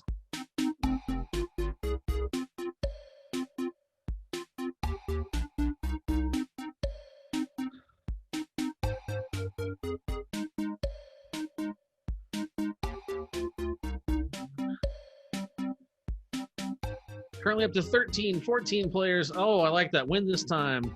15 players. Maybe we get to 20 this time. Let's see if we can get that. I see 7. Oh, Redemption West. West wants redemption. There you go. I see that. I like that. These names are creative. Yes, when we use this in the classroom, we have to be very careful with the students because their creative names get sometimes out of control. I know it's hard to believe that high school students would name themselves something funny. The host is playing. All right. 18 players. 20 more seconds or so, we're going to get it started. 20 more seconds, we're going to get it started. Last chance to get in there. 10 seconds left. 10 seconds left. All right, 5, 4, 3, 2, 1, and let's get this game started. All right. Game 2 of our Festival of Books. Here we go. Question 1, what famous literary character offers the sage advice? Neither a borrower nor lender be. Polonius, Albus Dumbledore, Ebenezer Scrooge, or Elrond of Rivendell.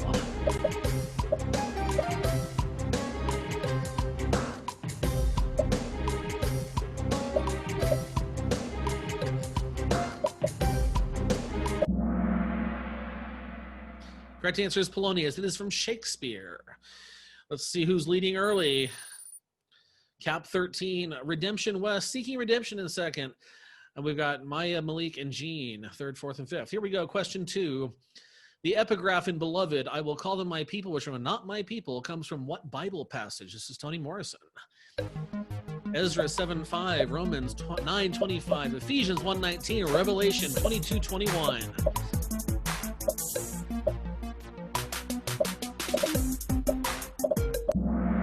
Correct answer is Romans 9:25. It's Paul talking to the Romans. Update scores. Cap 13 in first. Win this time in Fuller. Moving up. Here we go. Question 3. What is the best-selling novel of all time? Not book, novel. The Hobbit, Moby Dick, Don Quixote, or Harry Potter and the Sorcerer's Stone?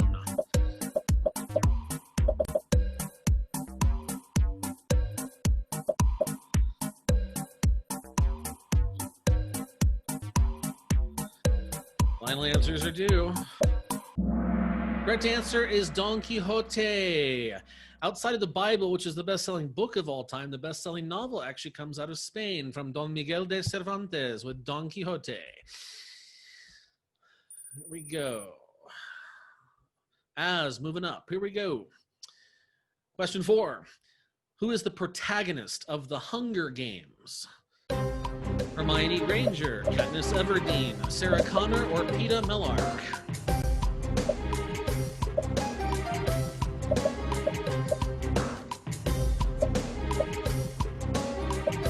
Harry Potter is incorrect, Wes, but thank you. Correct answer is Katniss Everdeen in the books, played by Jennifer Lawrence in the movies. Let's check those scores. No movement. Everyone's holding position. All right, here we go. Next, question 5. Which Latin American author became the first in Latin America to win the Nobel Prize for Literature? This one is hard unless you know it.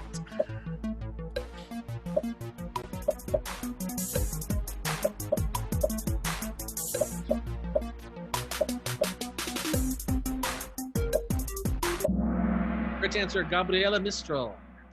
That was a tough one. I got that one wrong too. I think I put Gabriel Garcia Marquez as well, but no, it's Gabriela Mistral. Check the answers. Here we go. Oh, win this time wants to win this time. Moving up to 3,200 points. Here we go. Question 6. What poet wrote the following lines? 2 roads diverge in the wood, and I took the one less traveled by. And that has made all the difference. Robert Frost, Langston Hughes, Emily Dickinson, or Walt Whitman?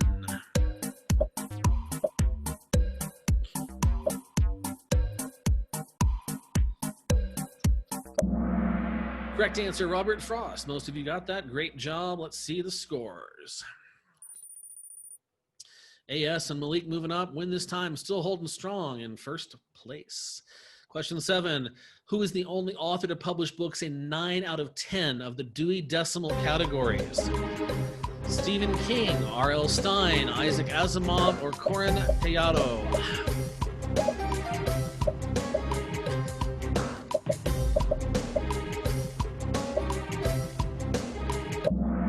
Correct answer, Isaac Asimov. Science fiction he wrote in a lot of other categories as well.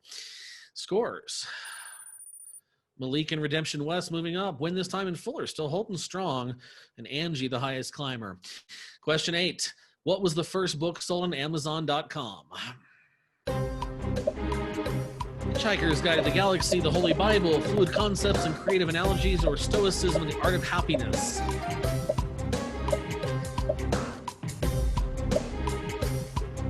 Woke Up Dead, best-selling on Amazon, but not the first. Correct answer was Fluid Concepts and Creative Analogies. This was when Amazon was a really weak website and they were selling some obscure books. Nothing like it was today. Scores. Oh, Fuller with 5 correct answers in a row takes the lead by a mere 13 points. This is going to get close. Here we go. Question 9. Who wrote I Know Why the Caged Bird Sings? Audre Lorde, Maya Angelou, Adrienne Rich, or Gwendolyn Brooks?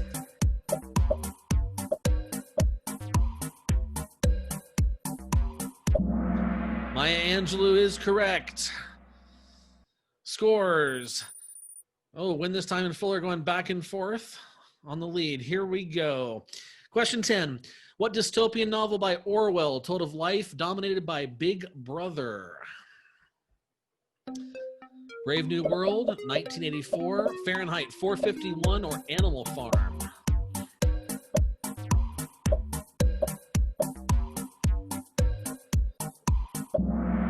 "1984" is the book by Orwell about Big Brother.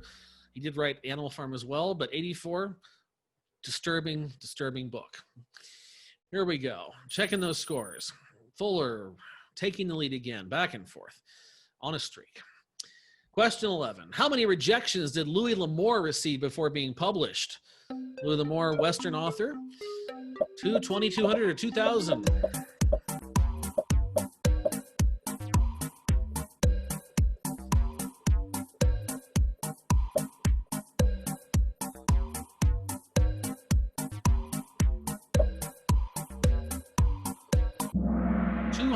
Rejections, 200 rejections. I put this one in here because I thought all of us who are authors, or maybe in my case, an aspiring author, never should be afraid of rejection. Keep writing, keep telling your story because somebody needs to hear it. Scoreboard. Oh, 2, 3, and 4 moving up. It's going to be close. Fuller still holding the lead, and 5 players, 3 in a row. Question 12. What is the name of the student in Fyodor Dostoevsky's Crime and Punishment who commits a cold-blooded murder? They're all Russian names. I can't pronounce them properly.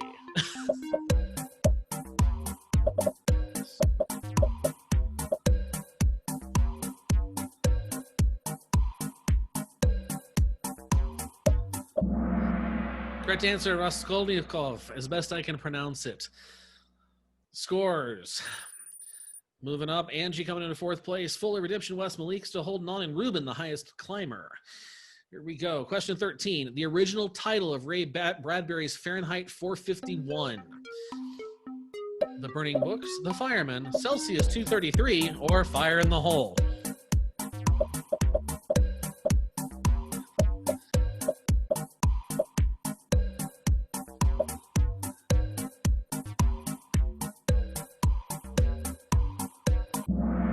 Correct answer is The Fireman. The trivia behind that is he called a firehouse to ask them what was the temperature at which books burn, and thus came the name Fahrenheit 451. Malik moving into 1st place. Fuller, Redemption West, win this time, and Angie, and up 3 places, cap 13, climbing. Question 14. E.L. James's 50 Shades of Grey was originally fan fiction for which book series? Twilight, Harry Potter, Outlander, or Left Behind?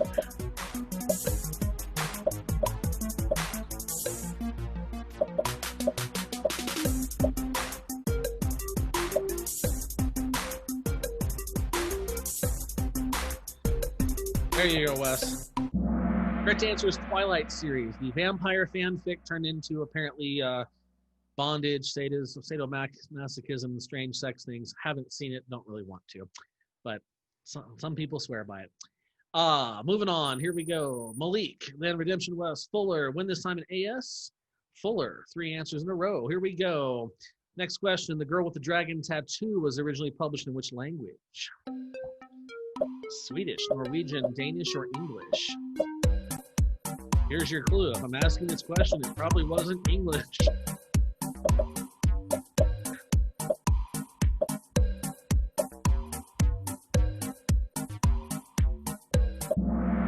Swedish is the correct answer. Swedish. Checking those scores. AS moving up into 4th place. Malik, Redemption West, and Fuller holding on. And Redemption West, highest answer streak of 10. Is that 10 in a row? That's a great job. Here we go. Question 16. Author Zora Neale Hurston was part of which literary movement? Romanticism, the Harlem Renaissance, Transcendentalism, or Beat?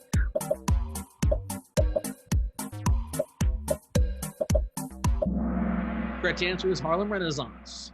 Absolutely. Checking those scores out. Fuller moving up into 2nd place. Others are still holding there. AS making a comeback. 3 in a row. Question 17. Who wrote the Iliad and the Odyssey? Greek mythology. Was it Aristotle, Plato, Sophocles, or Homer?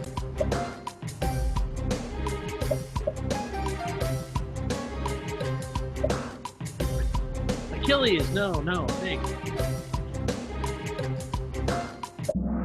Correct answer is Homer. Homer wrote the Iliad and the Odyssey. The other big Greek author at that time was Hesiod, who wrote about the gods as well. Scores. Oh, we're getting close. And Angie back with a streak of 3. Just a few more questions here. Who executes Rosencrantz and Guildenstern? Your clue is it's Shakespeare and Hamlet.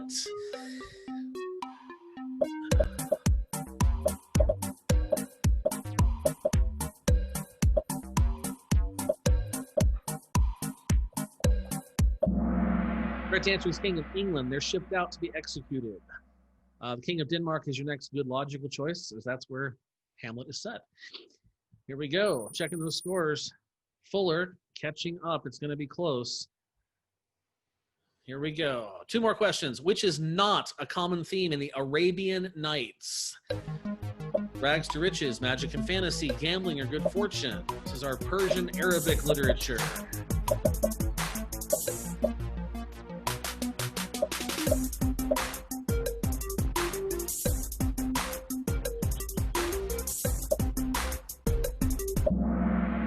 Correct answer is gambling. Gambling is not really a theme there, but if you even think about what is probably the most often cited story, Aladdin and the Magic Lamp, the rags to riches, magic, fantasy, and good fortune would make sense on that one.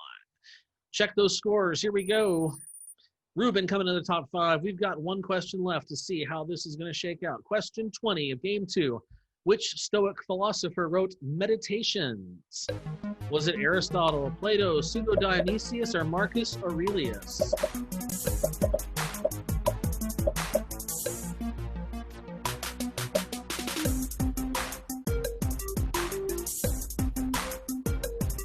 few more seconds left. Correct answer is Marcus Aurelius. He was a character also in the movie Gladiator. He was an emperor and a philosopher.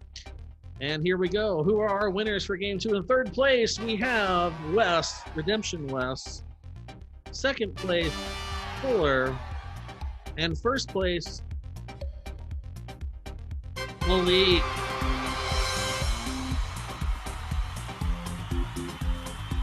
Right. AS is a runner-up, and Win This Time was our other finalists. So congratulations on our 2 Kahoot games of general trivia and literature trivia. Nadia, I return conduct of this not Toastmasters meeting to you. Thank you so much, Kevin. I told you guys he was amazing, right? How fun was that? I know some of you have already said you're going to take that idea and run with it to another meeting that you may be presiding over, etc. My phone to friend. Yeah, I think some people were doing phone to internet, but you know, we'll see. No.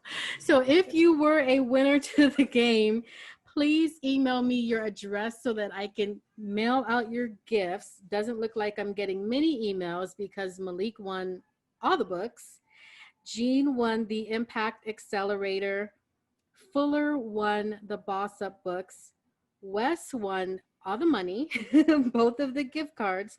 And then Angie, you have the activity kit.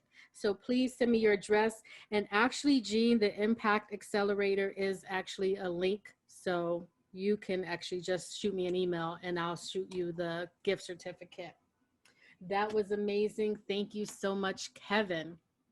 Well, ladies and gentlemen, that is the entire festival. We made it. I am so excited. I'm so thankful that you all were here, that you stayed till the end. That tells me that you found value in this activity.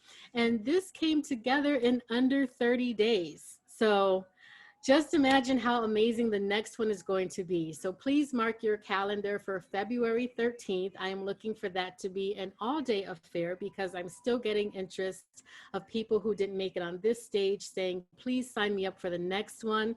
And if you want to join me for a champagne toast on my 1-year anniversary of being an author, I will be having a 1-year anniversary party on August 27th at noon Pacific time. And it's just going to be about an hour telling about my journey, reading a snippet from my book, and then taking questions from all of you who may have something to offer. I want to thank everybody who put in on helping me put this together. It took over 20 people. We had Zoom masters, Tammy and Allison. We had all 9 of the authors. We had the photographer that was going around, Malik M.L. Williams, the games master, Kevin Kiefer, transformation coach, Angela Williams, keynote speaker, Sheila Kennedy, stage manager, Joe Graves. The list goes on and on, the breakout room facilitators, everyone who put in and volunteered their time. I thank you so much. I hope that you all enjoyed it. If you would like to leave a donation, I would graciously accept it. That will help me put on more events in the future. You can PayPal me, connect with me at nadiagilks.com, or you can Cash App $Nadia Presents. Please, if you put any tidbits, any notes, anything from this festival, please use the hashtag Nadia Presents in your postings. And I will be posting this recorded video on YouTube, hopefully within the week, so that if you know someone who wanted to be here or couldn't attend the entire event, you can just lead them to the YouTube page, which is Nadia Gilks, and they can catch the entire broadcast at their leisure. So I thank you guys so much. That is all that I have for you today. I'll stick around for a few moments if anyone happens to have any questions or want to chat, but the festival is officially over. So thank you all.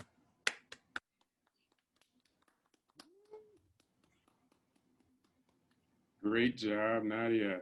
Thank you so much. Woohoo! What an amazing day. That helped.